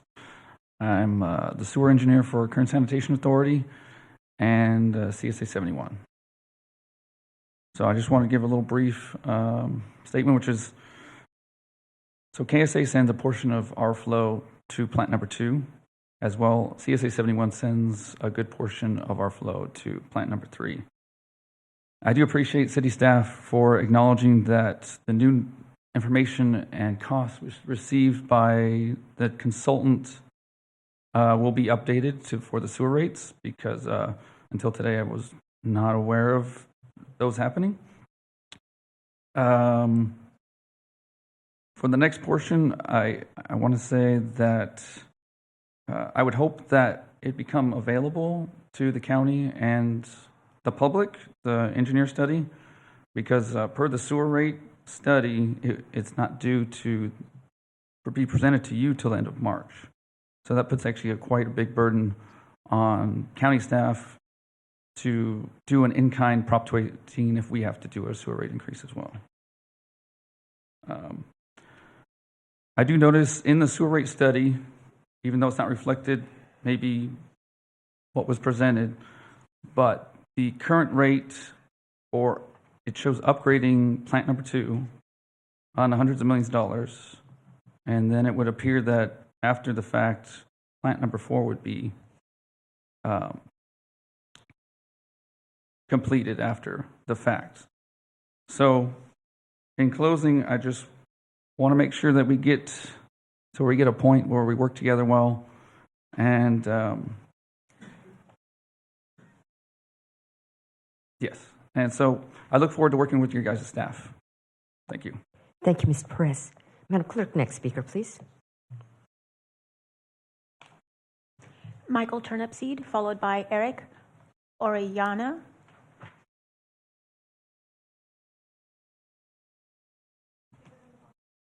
So could you please give this to the council? Pardon me? Couldn't hear. They're operating equipment. They'll get it to us in just a minute. Okay, but I don't want to start talking until you can read it.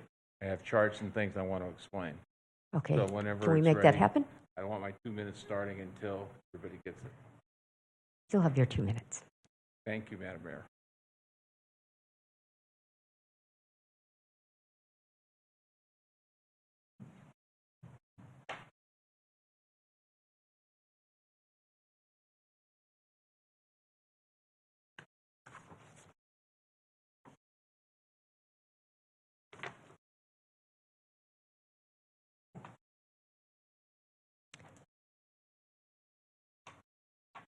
There's 3 for the staff, too.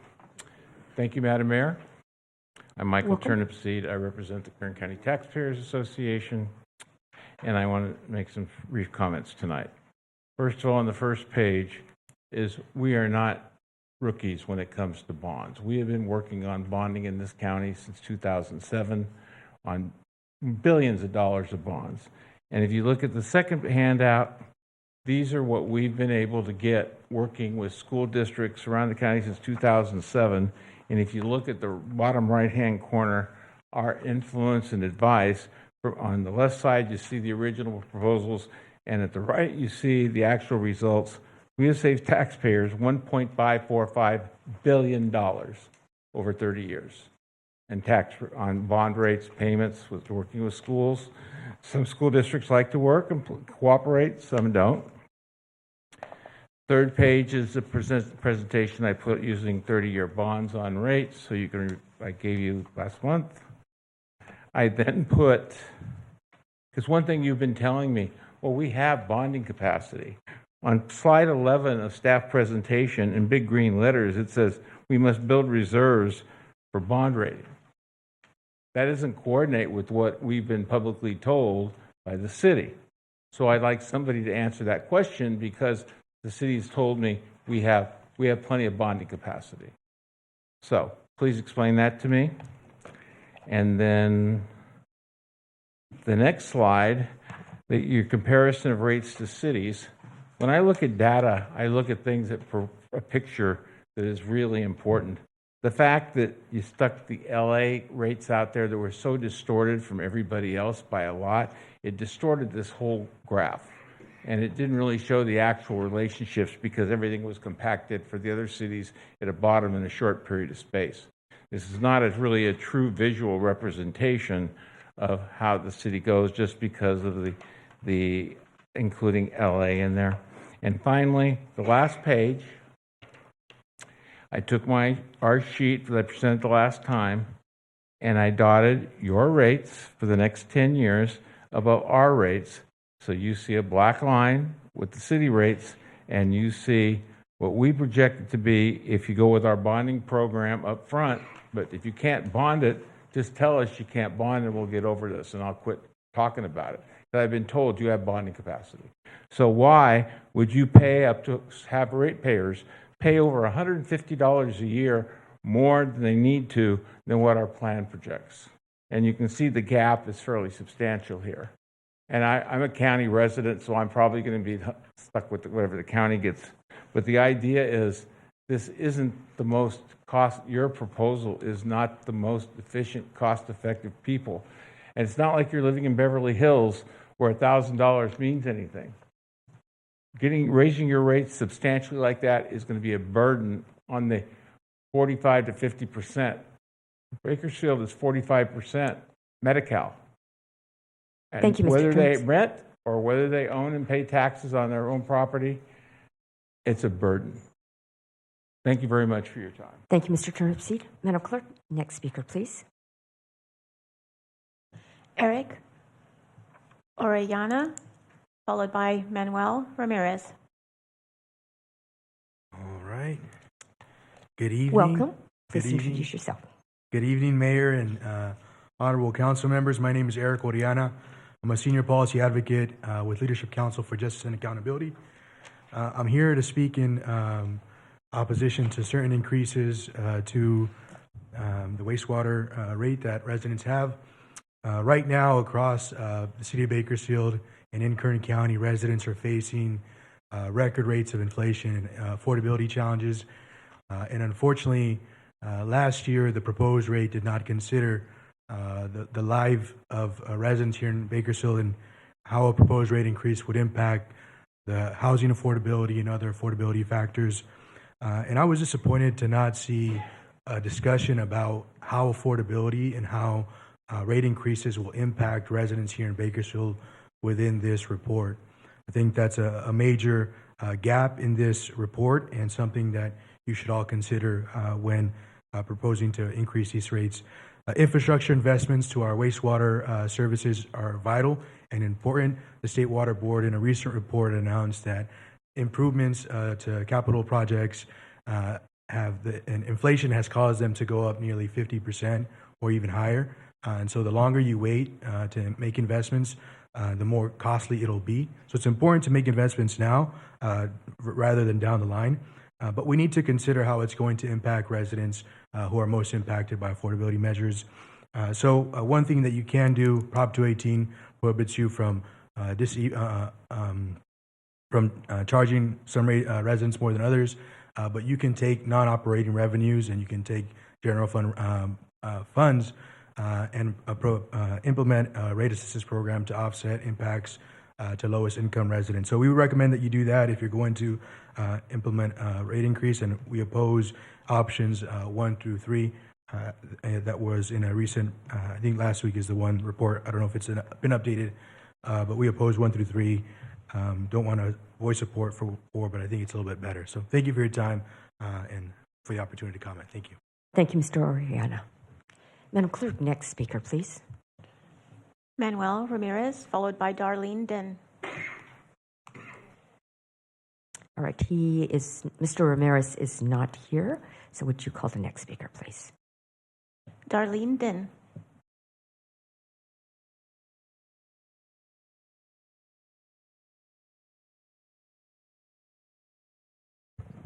Welcome. Please introduce yourself. Good evening. My name is Darlene Din, and I'm a resident of the City of Bakersfield. I have reviewed your technical report, your base costs reserve reports, And a couple things came up to me. I also looked at your October city council meeting.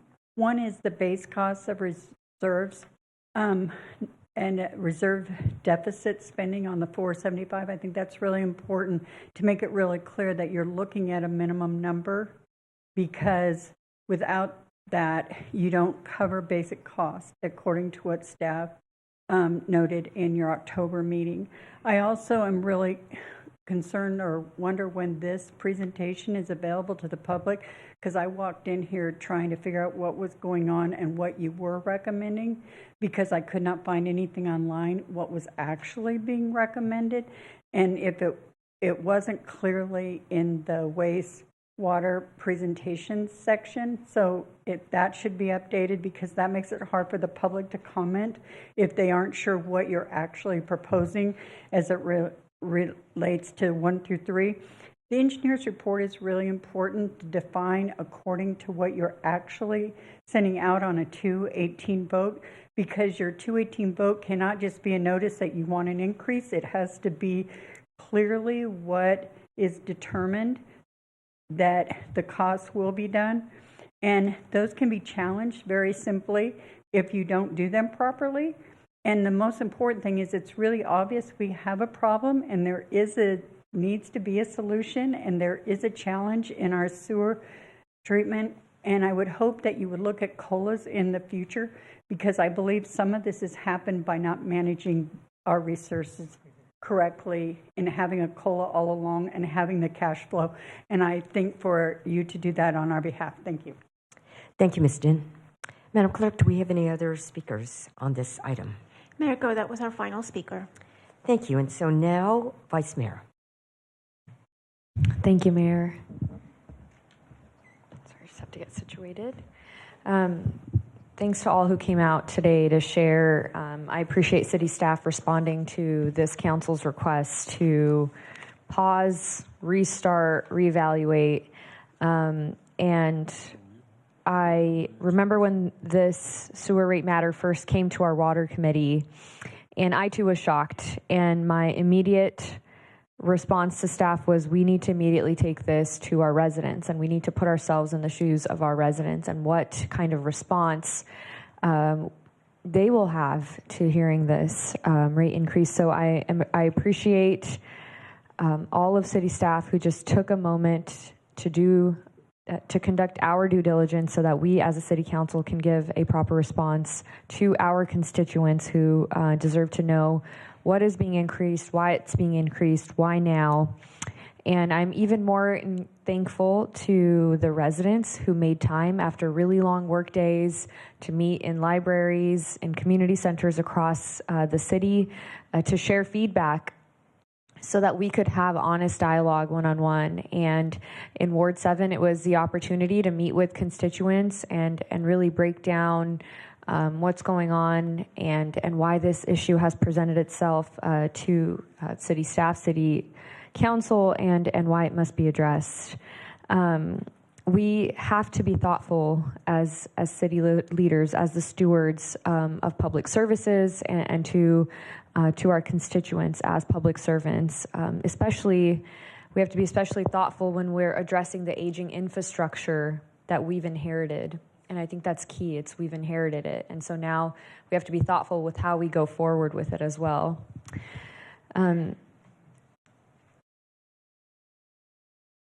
A few of my questions come from feedback we received from our county partners, kind of what's emerged with some of the public dialogue we've just had.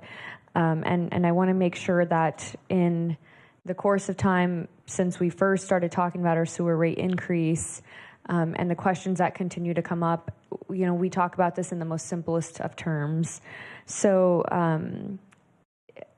Chairman Peters just came forward and asked and made aware, and in the letter presented to us from County Council, has an engineer's report been created and made public? Have we met with the county? Have we been in dialogue with the county? Can we share a little bit more, and if I could have some clarity on that? Yeah, thanks, Vice Mayor. I'll take a first try at that, and then Ms. Budak can fill in anything that I miss. So as early as last summer, we met with Public Works Director Josh Champlin to talk about our approach to doing these additional studies. We shared with him our timeline for when the studies would be done and when, essentially, we didn't say February 11th last summer, but we said in the February timeline we would be bringing this back to your council. And the feedback that we had understood at that time was that that timeline would be a reasonable timeline in which the county could conduct a Prop 218 for their part as well. And then I would just note that in October of this year, while we were doing all of our town hall meetings, our cost of service analysis and that report, our full report on the cost of service analysis was made public to everyone in the community. And then we sent an email December 18th to our counterparts at the county, highlighting the fact that we'd had all of these town halls. We sent a link to the video of our virtual town hall meeting, which described our process and had the information available of where to find our cost of service analysis.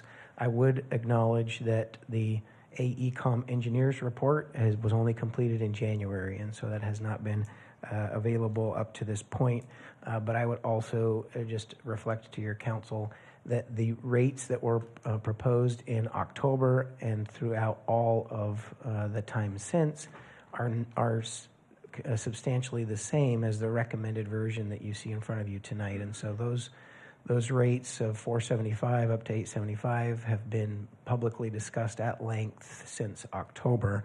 And are based again on our cost of service analysis. And then lastly, in January 30th, I met with Mr. Hallen and members of the county administrator's office, and they actually saw the slides that you saw tonight on January 30th before you even did, just on our timeline and our rate structure. We understand that individuals may want to dig into the details of the AECOM engineers report, dig into the details of our presentation tonight, but we have been very open in our process to date in sharing everything as soon as it's been available. Thank you. I am also thinking about, and have been since this process first started, I've been thinking about our fixed income families, and there's a point made about who utilizes and which parts of town which parts of the cities are using these plants, especially the ones that we're looking to address. And in particular, well, my first question is, did our consultants look at options that were more tiered for fixed income families? When we were going around and meeting in different parts of the city, what were those conversations like when we're having the same conversation in different zip codes? Was that something that we had asked for consultants to kind of develop as well?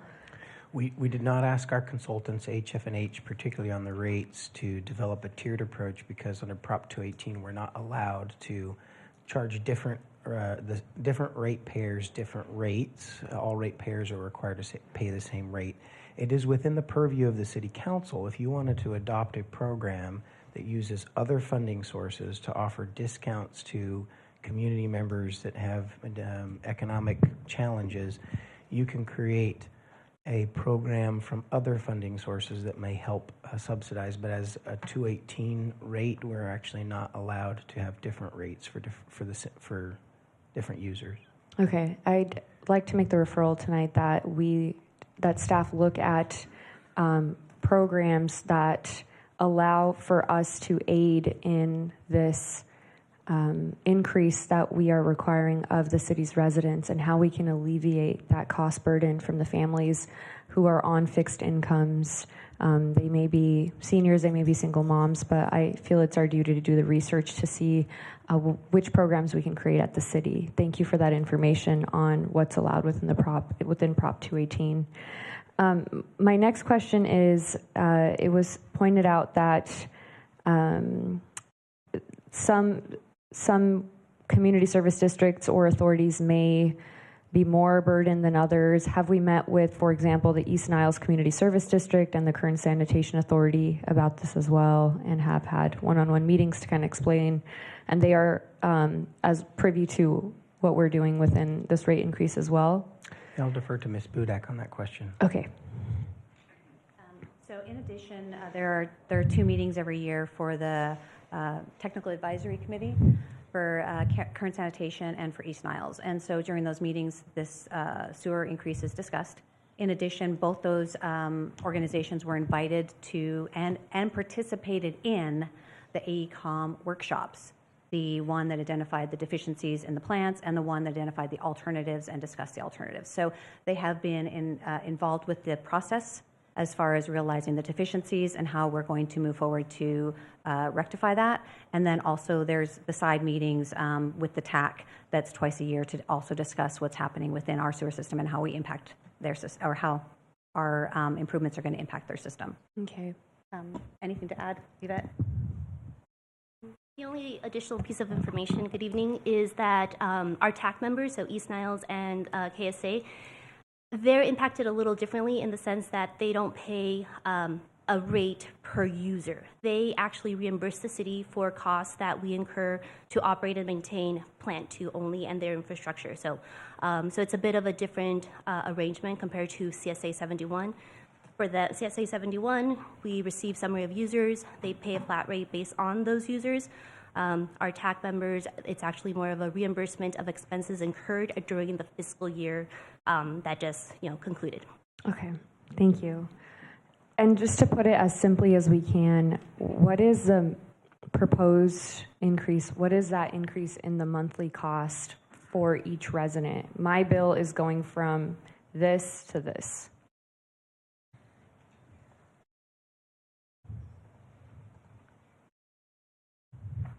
So I didn't do every year, but for the 475 would be $39.60 a month. And at the end of year 5, or in year 5, at the $875 per annual, it would be $72.90 per month. Okay, so in February, I paid $20? $20. $20, yes. What am I paying when and if the city council approves? Then I guess that's what I'm trying to make sure the public knows of. What am I paying now? Once this body votes for something, what could they be paying? Okay, so you pay approximately $21 right now, effective July 1, after we send out the Prop 218 and we have our 45-day review and we come back to have the council have a public hearing. If it gets approved, it would be $39.60. Okay, thank you. And my last question is, so the public can as simply understand, and so I can understand it actually, but what is the cost burden that the city is taking on versus what we're passing on to the resident? I think simply, as I can put it, is as an enterprise system, the ratepayers pay all the costs. It's designed that other tax dollars don't come into the rates of the system. We have not proposed and we don't have a history of spending any other tax revenues on this utility or our other utilities. So the ratepayers pay the full rate. Yes, the ratepayers pay the full rate, and then in addition, we also, towards the cost of providing the service and improving infrastructure, we also have connection fees. We also have non-operating fees, and we also have our septic hauler fees. So and all of our funds that are collected in the various pots all are used towards ensuring that we maintain this enterprise. Thank you. I appreciate that, and thank you so much to you and your staff and the water department, all of city staff, Public Works, who's been working on this diligently so that we can communicate to the residents of our city and those who rely on safe sanitation, which is infrastructure that we simply cannot live without. Without it, it is a public health hazard. It's infrastructure that's integral to our city, our community, and the health of all residents. So I'm very appreciative of the due diligence that's been taken in reaching a place where we can communicate this, especially in a moment in time when economically every single family within our city is feeling the burden of higher costs across the board. And so it's incredibly important that we communicate what a cost looks like and increasing month to month, because that's what folks are looking at home. a year-long projection may be too far for some families to look at. They're looking at what costs they can meet this month and what costs they can meet next month. So I appreciate you all communicating that. And then it's just our duty to do that. And I'm appreciative of this council that joined the meetings within their own wards and wards outside, including the mayor, to make sure that we could hear the constituents ourselves as well.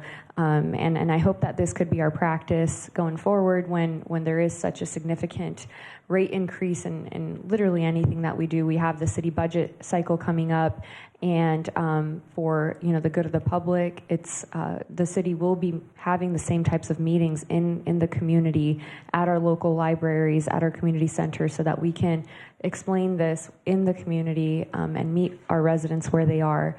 So I'll conclude my questions with that. Thank you. Thank you, Vice Mayor. Councilmember Gonzalez. Thank you, Mayor. Thank you, staff, for the presentation today. I just wanted to make a few comments. I think throughout the conversations I've had with community members and just hearing from folks throughout the city, there really are three themes that have really emerged in all of those conversations. Number one, do we actually have a problem? That was the first question when we first entertained this issue. And I want to commend staff for all of their work on inviting the public to visit, inviting the media to visit the plants, really working on our communications to the public via all of these community meetings, and the work with AECOM, I think, really illustrates the scope of the issue. And so I appreciate all of that. The reality is we do have a problem with our sewer treatment system, and we have to address it. Now, that second question is how do we address it? How do we address the problem? That's the real second theme. And there's been a lot of talk about how do we actually solve this problem? How do we pay for it? And two different levers, right? One is increase the rates, and one is bond. Those are really the two options. We looked at everything from federal grants to state grants to other financing mechanisms, deferring some projects in the future. I think we've spent a lot of time looking at all these different options, but basically the two levers really are raise rates or bond. And so the question is, what do we do, and how do we do it that's actually that actually meets the problem and actually addresses the need, but also is sensitive to the rising costs of many of our families throughout the city of Bakersfield. The fact that cost of living just continues to escalate, and this is just another cost increase that really is will burden many of our families. So we have to get through this. I want to ask a question related to bonding, because it's not free money. I think we assumed a 5% interest rate annually, or am I reading Kern Tax's report here?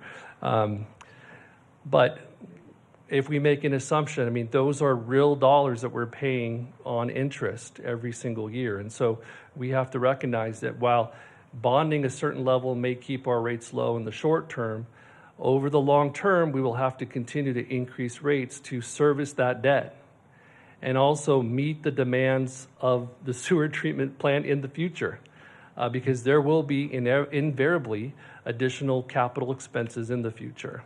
For us to assume that everything remains equal over the next 30 years would be foolish.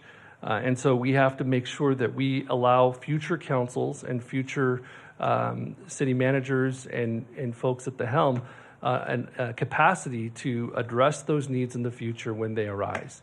And I think we have to be mindful of that as well. So we're going to have to balance the fees versus bonding. But I do want to ask a question, because Mr. Turnipseed has been a good partner for the community and with the city for some time. And his association, Kern Tax, has provided a proposal.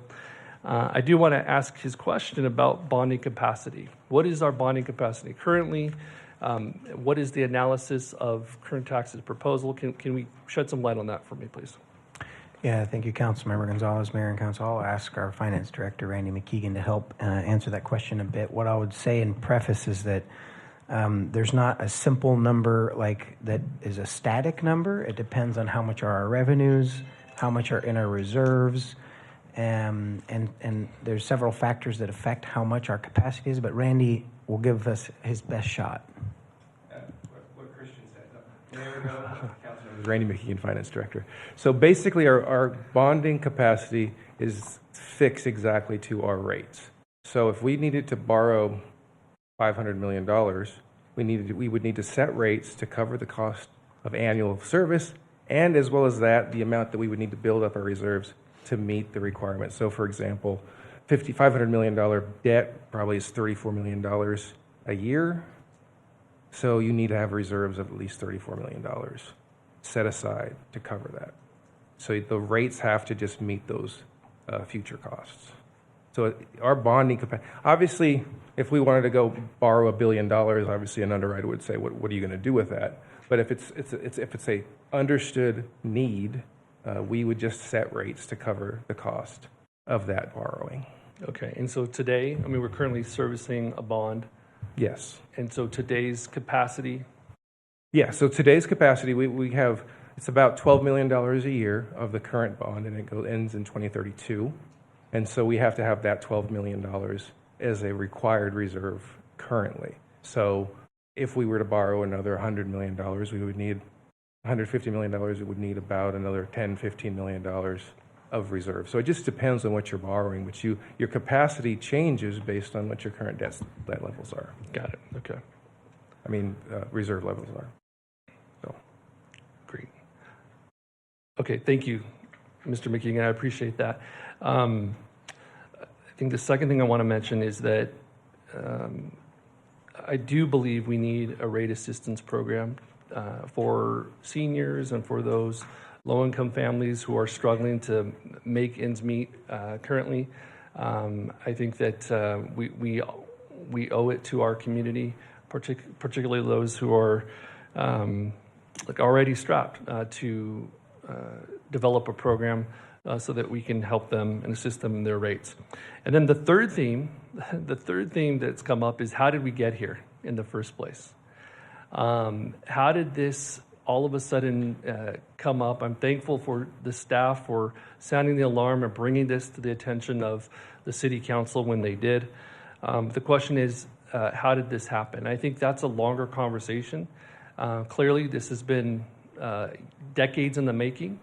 I appreciate Ms. Din's comments about tying this to a COLA or CPI so that we can continue to manage this. But I do think that the council ought to develop a council policy that requires staff to bring back not only every 5 years, but annually, an analysis on our rates and how we're keeping up, and so that we can stay on top of this and it doesn't become something that we're trying to catch up on in the future. So future councils already have that mechanism that allows them to monitor this. So I'm going to make that referral tonight, that we begin, taking a closer look at how this happened in the first place, how we got here, and then developing a policy that allows us to safeguard future councils from from finding themselves in the same situation. And then I do want to underscore the referral, the need for that rate assistance program. I think that's critical at this time. I'm going to also make that referral tonight. Thank you. Councilmember Ware. Thank you, Mayor. I just want to bring up a few points here, and part of it maybe somebody else has already covered in the past, but I look back to the beginning of this year, fiscal year, and we were all very excited about what we're going to be able to do, because fiscally it was very tight. Going into this year, it was really tight. And we had it projected out, and there weren't going to be there weren't going to be raises, period. And other things were going to have to be forgotten. And you just couldn't do it. And so we've gone from that to the point that, well, now, what have we done? Well, we've given raises, which we weren't going to give raises. Is it all the units now have their raises? Councilmember Weir, not all units. Our BPOA unit has not, we have not entered into a new contract with BPOA yet. Do we anticipate that soon? We hope for it soon, but I do not have an estimated timeline for you. Okay. So anyway, that's a bill that's coming, correct? To the general fund, correct.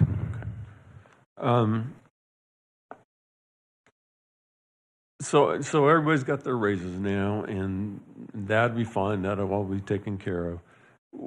Do we have any other fiscal requirements out there that we will need to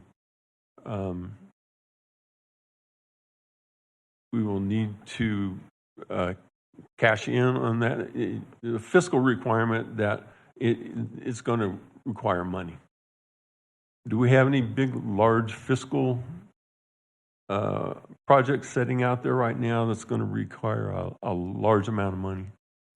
Councilmember Weir, I'll try not to answer it too broadly. I would say I'm not aware of any unknown projects that would cause a new budget requirement. I think you're aware that we've got some deferred maintenance in our streets still. We need to get out our streets that we've been working to and have enough funding to for our consolidated maintenance districts with all of our also streetscapes maintenance. But no, I don't anticipate any other new large expenses. Maybe I didn't say that properly. Are we going to go out and buy new capital stuff? A lot of capital stuff that maybe we need, maybe we don't need. I'm not fully sure how to answer that question, Councilmember Weir, but I do think we still have large projects we're going to do. Yes, there are large projects that have been, budgeted or have been received grant funding. We're going to do some of those large projects. Yes. Okay, I'm still not being clear here. Do you foresee us going into a project that it may be difficult for us to fund? I could tell you the answer to this and you would know it, but I can't say it. I think then the answer is, are we anticipating financing some capital projects this coming year? Yes. A lot? I mean, a lot? Probably. I mean, how much? $10 million. That's all? I think so. Okay. Do we have any other fiscal requirements that we need to meet right now?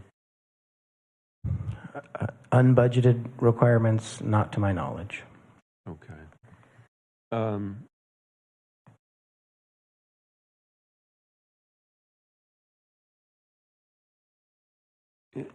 And where does this leave us now if we go in and we bond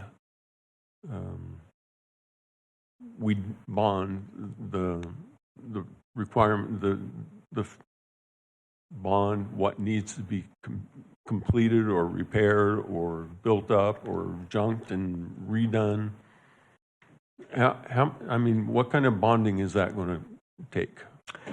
Thank you, Councilmember Weir. That's a good question. I again, as has been reflected, that's one of the ways that you can affect the rates is bond more, rates can be lower, bond less, maybe the rates are a little bit higher. And so what we're recommending as staff is a moderate approach that does not bond too much so that it doesn't create a higher debt burden and that it doesn't, and that it leaves us more capacity if there are other needs that we need to bond against. There's still more of that capacity out there.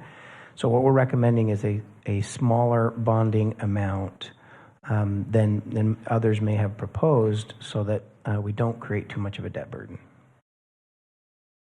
And we will be in a position where it won't be a burden to us?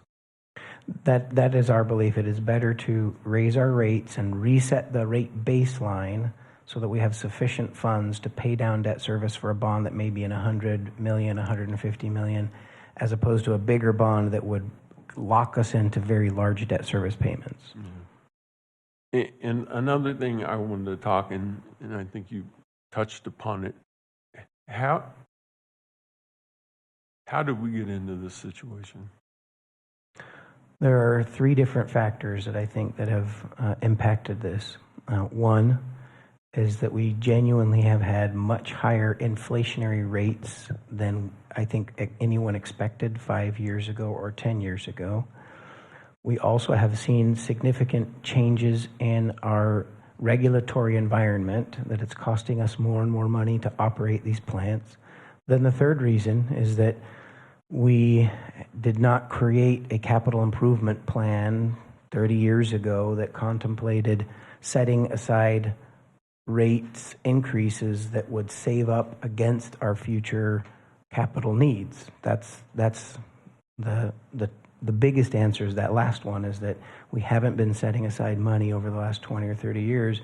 Our rates have been the lowest in Kern, which I think some have been pleased about, but now we're paying for having the lowest rates, not just Kern. We have the lowest rates in Kern, but also the lowest rates in the valley.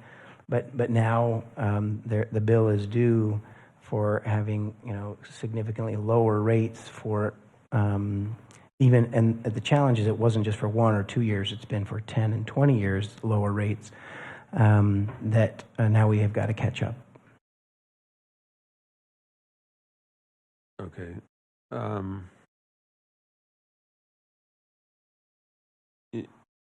Are we putting ourselves, knowing how we started this year and now we're going through and we're going to bond and try to, I guess, piece this together, are we getting in a position where this could really affect our revenue? I do not believe so, Councilmember. Because it's specific to this enterprise. This enterprise would, the bonding would only be against this enterprise's revenues, not the rest of the city's budget and revenues. And also, again, that's another reason to have a more, modest bond that we ensure that we can pay back those debt service. But that answer assumes we do increase rates. If we do not increase rates, we cannot take out a large bond. Are there other situations in the city that that needs to be addressed at this time? That's a good question, Councilmember Weir. First, I would reflect that in the water area, we have had rate baseline adjustments in the last 2 to 3 years, so that has already been addressed. We are going to be in the process of revisiting our 5-year rates for solid waste in this same, going into next fiscal year. So in the next, 3 to 4 months, we're going to be looking at solid waste.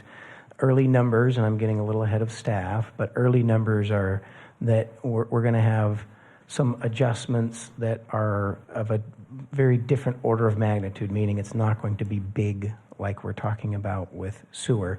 We will still need some rate adjustments. We have new regulatory requirements for garbage with the organic waste, SB 1383, and some other regulatory changes, but it's not going to be the same scope and size of increase like this.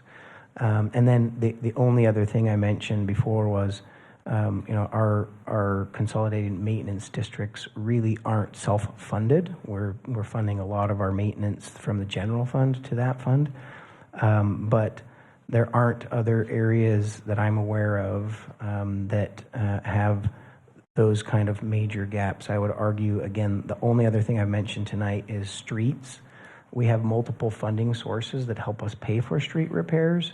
But I would suggest outside of our utilities, it's our streets and our streetscapes are our biggest deferred maintenance issues. and I haven't read through this, but what type of bonding capacity are we going to need to get this thing up and going and to keep it up and going? We feel if we increase rates to this more measured and phased in approach, we'll only need to bond about $100 to $150 million. Could you just, what does that mean, a measured? It means that we start at 475 and increase every year a $100 increase instead of, because last year we proposed the 950 by taking a lower. I was there for that. By taking that lower number, that's what I mean by modest, and measured means you start lower and you increase every year a little bit instead of going straight to the high number. That's what I mean. And let's see if that's what I had.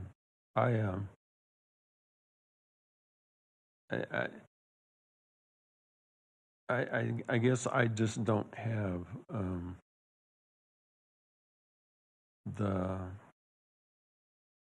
I just don't have a sense that this is all going to go well, because it's blown up once now, and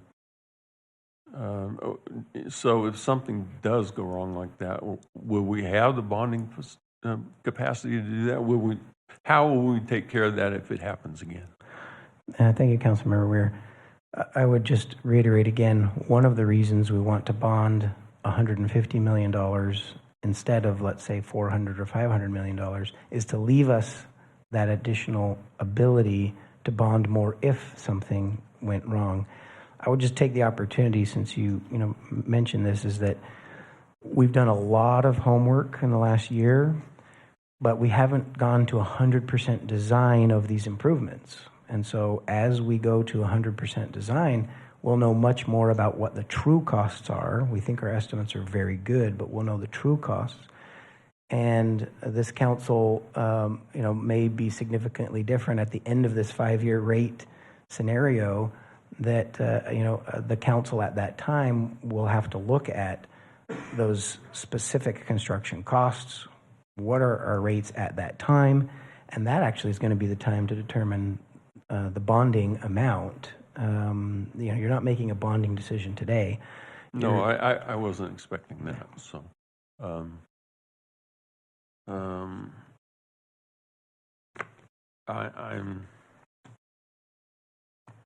I'm hesitant. Let's put it that way. I'm hesitant. We let this get away, and it's still out there, and I'm praying that everything goes well and it comes out and all that. But I'm very hesitant. Thank you.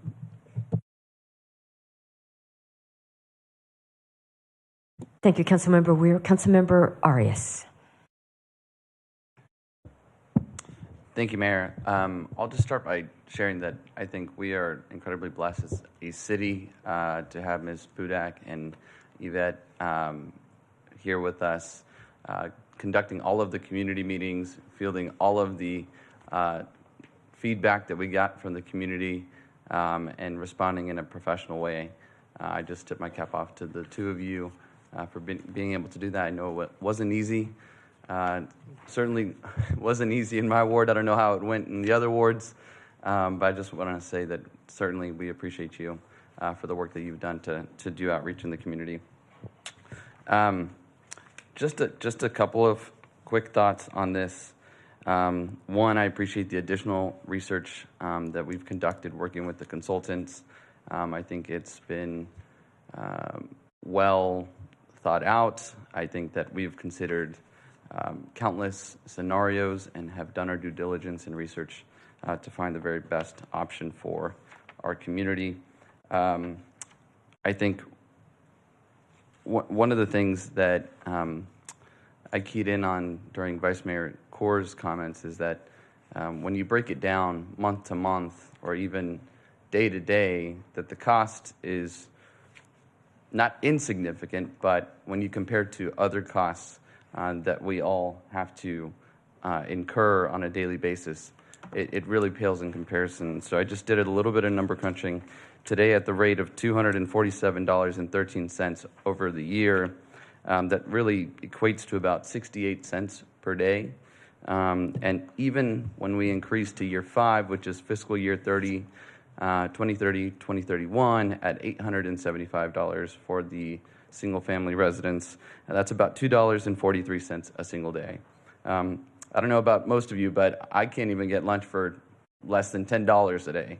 And so I think when we talk about just the comparison, I understand that it's an increase, but I think it's fair to say that staff has done what they can to bring down these costs, get strategic, figure out ways that we can balance both financing capacity and also the increases with the rates that will be passed on to residents to come to one of the better solutions that we've seen to date. And so with that, just want to say thank you to staff for doing the additional work and look forward. Oh, actually, I had one additional question.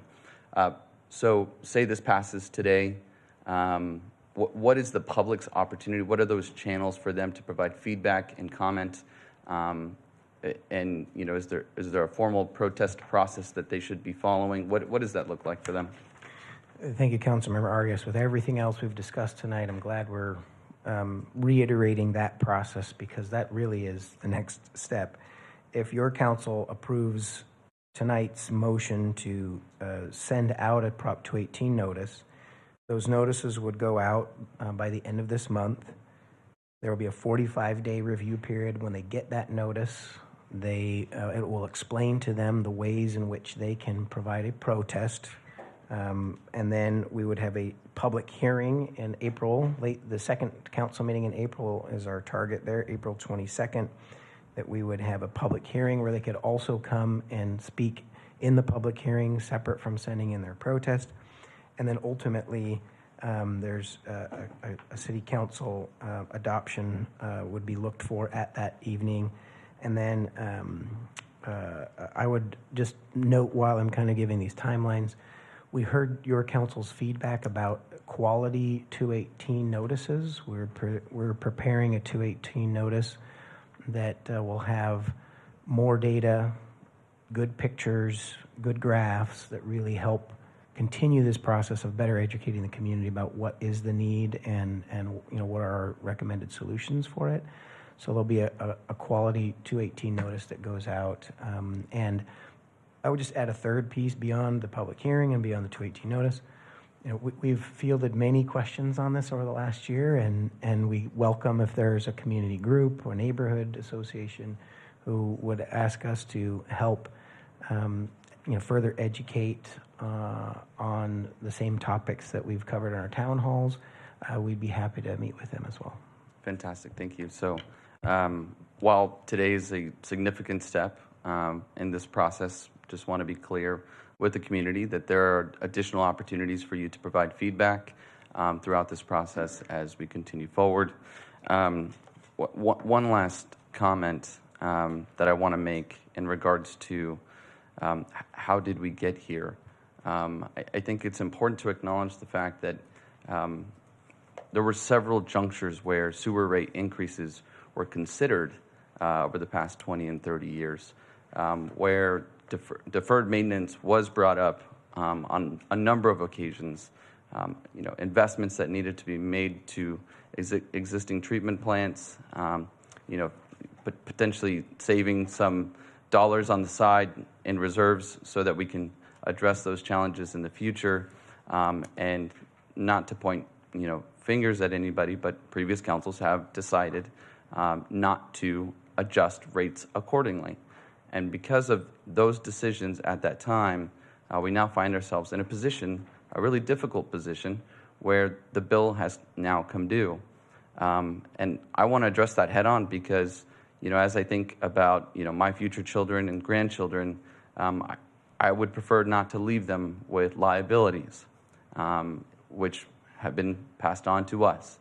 And so I think it's important that we take this with seriousness. I think staff has certainly done their job, and I look forward to working with the community to see this move forward. Thanks. Thank you, Councilmember Arias. Just in line with what the councilmember was saying about daily rates, can you just clarify what the increase in a monthly rate would be? So is it approximately $18.98? It's less than $19 a month.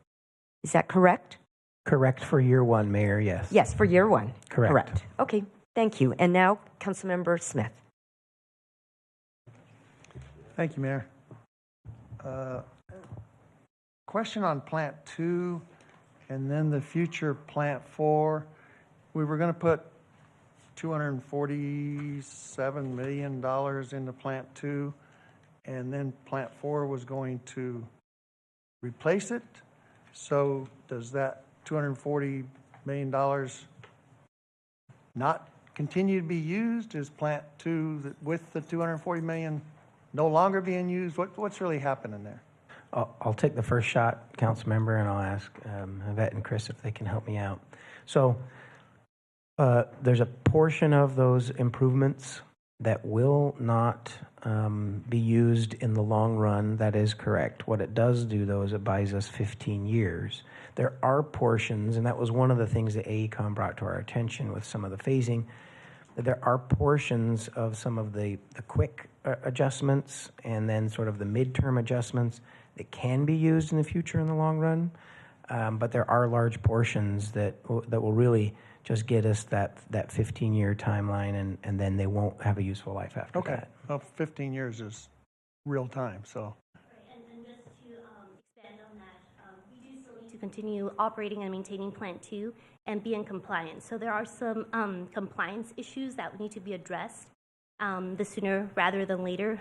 We will be working with the State Water Resources Control Board to make sure that we are working together to make sure that we are in compliance with our current permit and adhering to all the requirements that they impose on us, because they are the ones that kind of set our limits and boundaries as to what we can and cannot do in regards to operating the facility.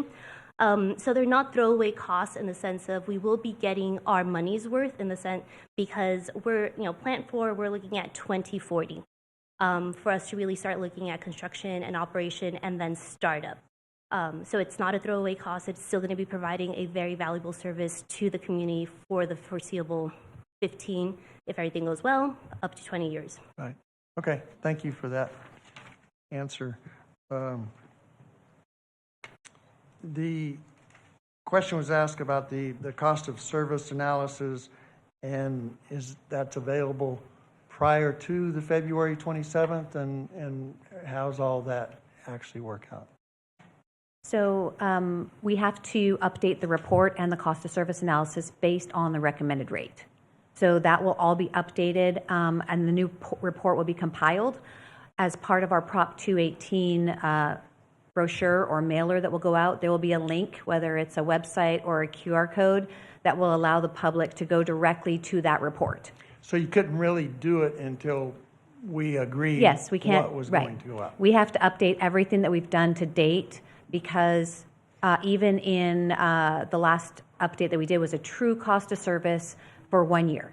And that's what HF&H did, was they identified how much it does provide, or how much it costs to provide service, and that's where they came up with the $1,087 per connection cost to provide service based on infrastructure improvements, operational costs, CIP, debt service, all those things. So now we have to take the report and say, okay, what is the revenue that we're going to generate? And obviously, we have to also incorporate the bonding amount as revenue generated. So we need to update the entire report, and the cost of service will reflect the $475 for the first year. It's going to outline the cost to the different ratepayers to collect the $475 per connection. You just mentioned the bonding amount, and my understanding, we're not making a decision on that now. That comes later. That could be, it could be more. $600 million. Right. It could be the $150 million. So that's not really We part have to- of the decision we're making tonight. No, it's not part of the decision. We just have to include all of this new information into our report. So the report has to cover everything for the 5 years to justify the 5-year rate. And then we also look at this report. It's a 5-year rate for a 10-year plan. Right. and I think this goes back to what Councilmember Weir was mentioning, is we need to have these long-term infrastructure plans so we can know how to budget accordingly. So the 10-year plan identifies all the anticipated revenue, but this is a 5-year rate, and then with required $475, $100 annually until we top out at $875, and then we'll have to come back to this council for any future rate increases or bonding actions. Right. Thank you. And while I have you, the question about it being one system when it's 2 plants and serving different areas and stuff, could you have, I know you've walked through it a lot of times. Right. But. So we have one sewer enterprise, and within that sewer enterprise, we have 2 treatment plants. We have 1,000 miles of sewer line. We have 1,000 miles of storm drain line. We have sumps. We have all that as a system that deals with our storm and our wastewater. And so within one enterprise, we collect revenue to pay for and ensure that the one enterprise is operational. We don't break up between plant 2 and plant 3 because there's flow from the east side of 99 that actually flows to treatment plant number 3. So it's not an east side, west side thing. Right. And just to be clear, the 475 is really just the baseline operation and maintenance. That's not putting any reserves away to It covers our minimum reserve, which is 9 months of operations, and our debt service. And we have to stay above our minimum reserve. And you could see by that one chart with the red line and the green line that for the next 3 years, we are basically just above the minimum reserves before we actually start generating revenue.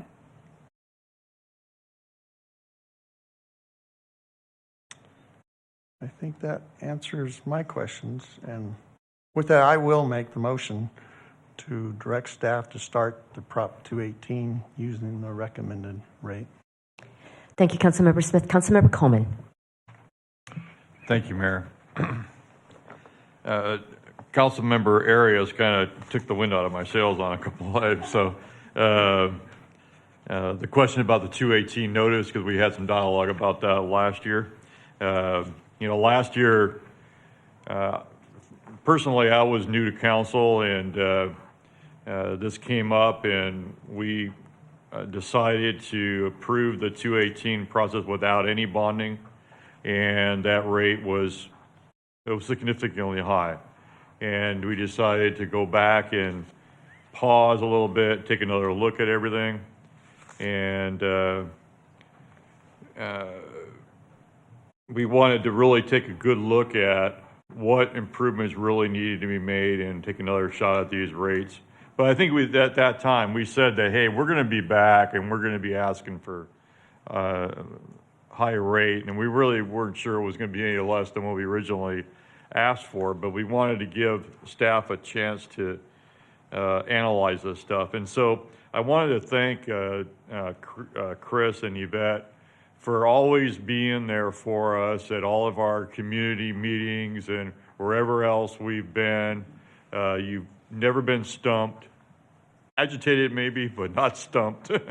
And I personally appreciate it because you have answers that I don't have. So I wanted to thank you very much. You're both very, very competent engineers, so thank you.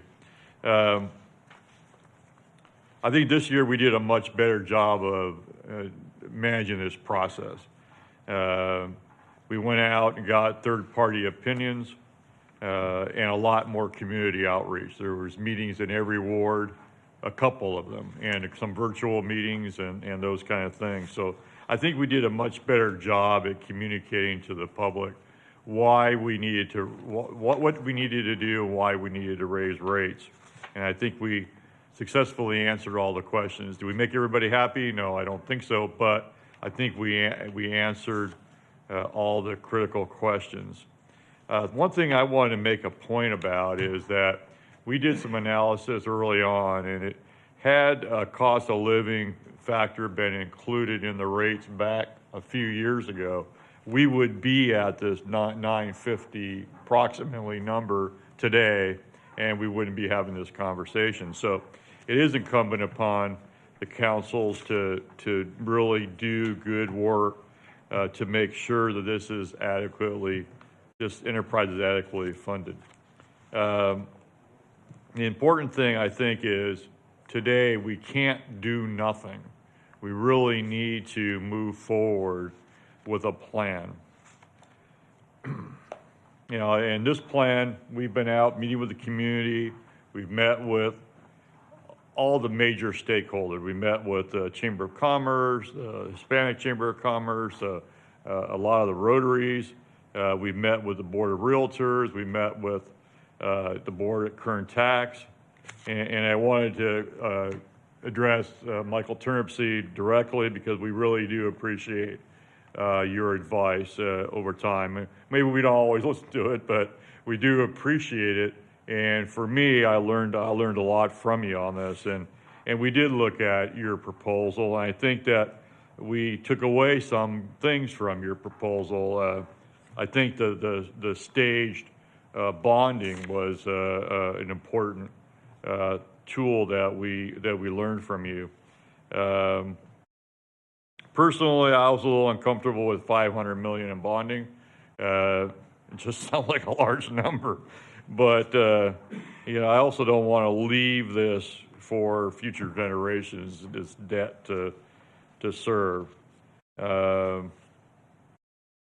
With a large bond comes large debt service, and I just struggle with that a little bit. So, and you also mentioned, City Manager Clegg, that using up all our bonding capacity wouldn't give room for future councils to do various tasks. And I said we're not deciding on bonding today, but going forward, I just have some reservations about those bonds being too large. In the end, I think this is a really well thought out proposal. It's been vetted by our staff, two consultants working independently of each other, and came out with much the same conclusion. So I'm satisfied that we've vetted everything. And I want to address the accountability issue because, and I think that Councilmember Arias addressed that as well, is what are we going to do to make sure that we're accountable? Actually, I think it was Councilmember Gonzalez, I'm sorry, that asked for an annual report. I know that's built into your plan is, planned CIPs and those kind of things. So we're going to have that information. You're going to have that information, maybe a little bit better oversight managerially. But I liked Councilmember Gonzalez asking for an annual report to council of where we're at, so we avoid these problems in the future. So that's all I have. Thank you, Mayor.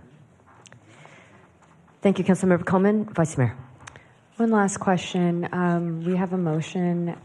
I do want to ask about my referral that Councilmember Gonzalez also added, just because I know each of our wards have folks that live on fixed incomes. In creating that program for those who live on fixed incomes, does that need to be added to this motion? And will that be in the Prop 218? Can that be added? No. Or won't be in the Prop 18? Doesn't need to be added to this motion?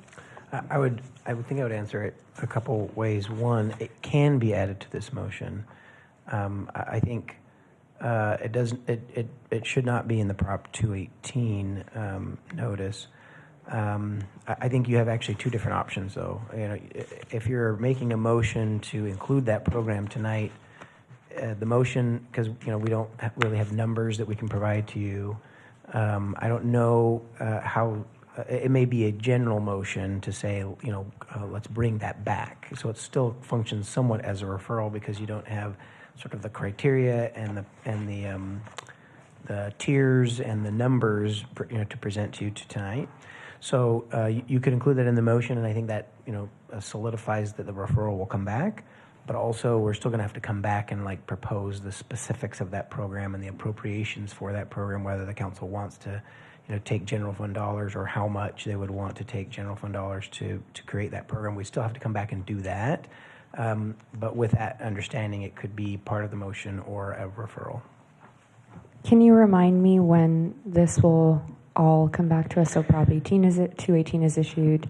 It will come back in April 22nd. Okay.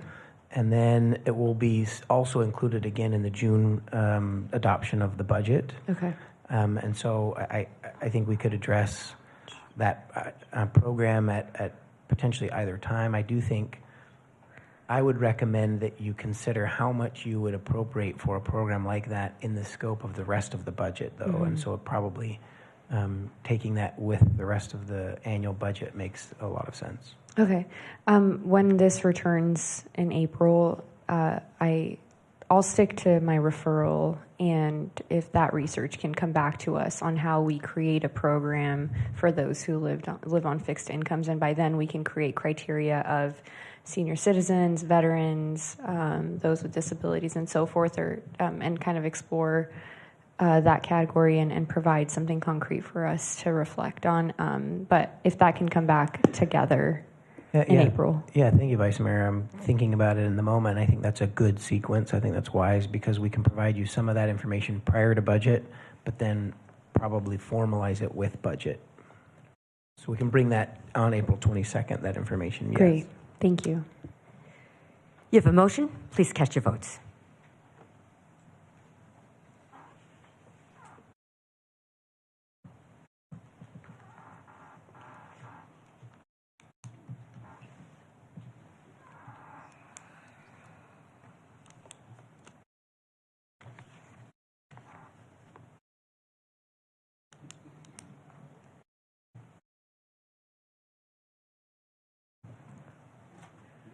Motion is approved with Councilmember Weir voting no. Thank you. Next item, please. Council and mayor statements.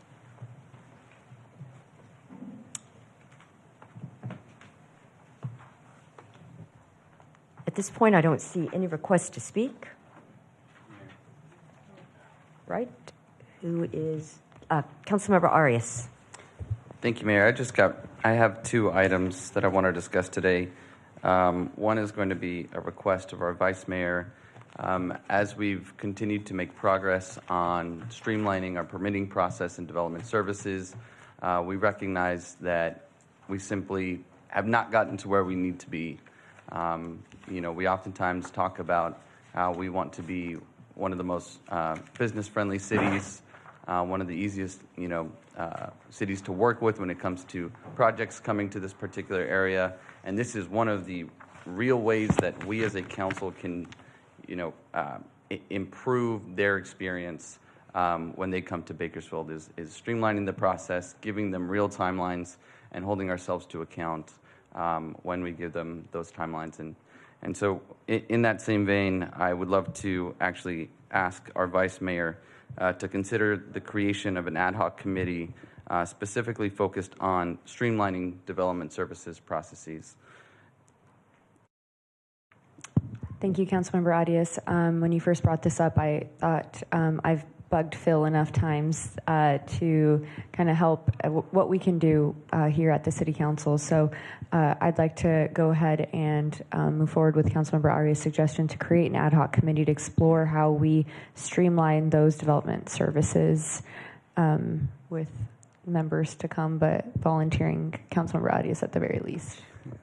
Madam City Attorney. Thank you, Mayor. We can put that on the next agenda and meet with the Vice Mayor to see what her selections are. Fantastic. Thank you, Jenny. And thank you, Vice Mayor.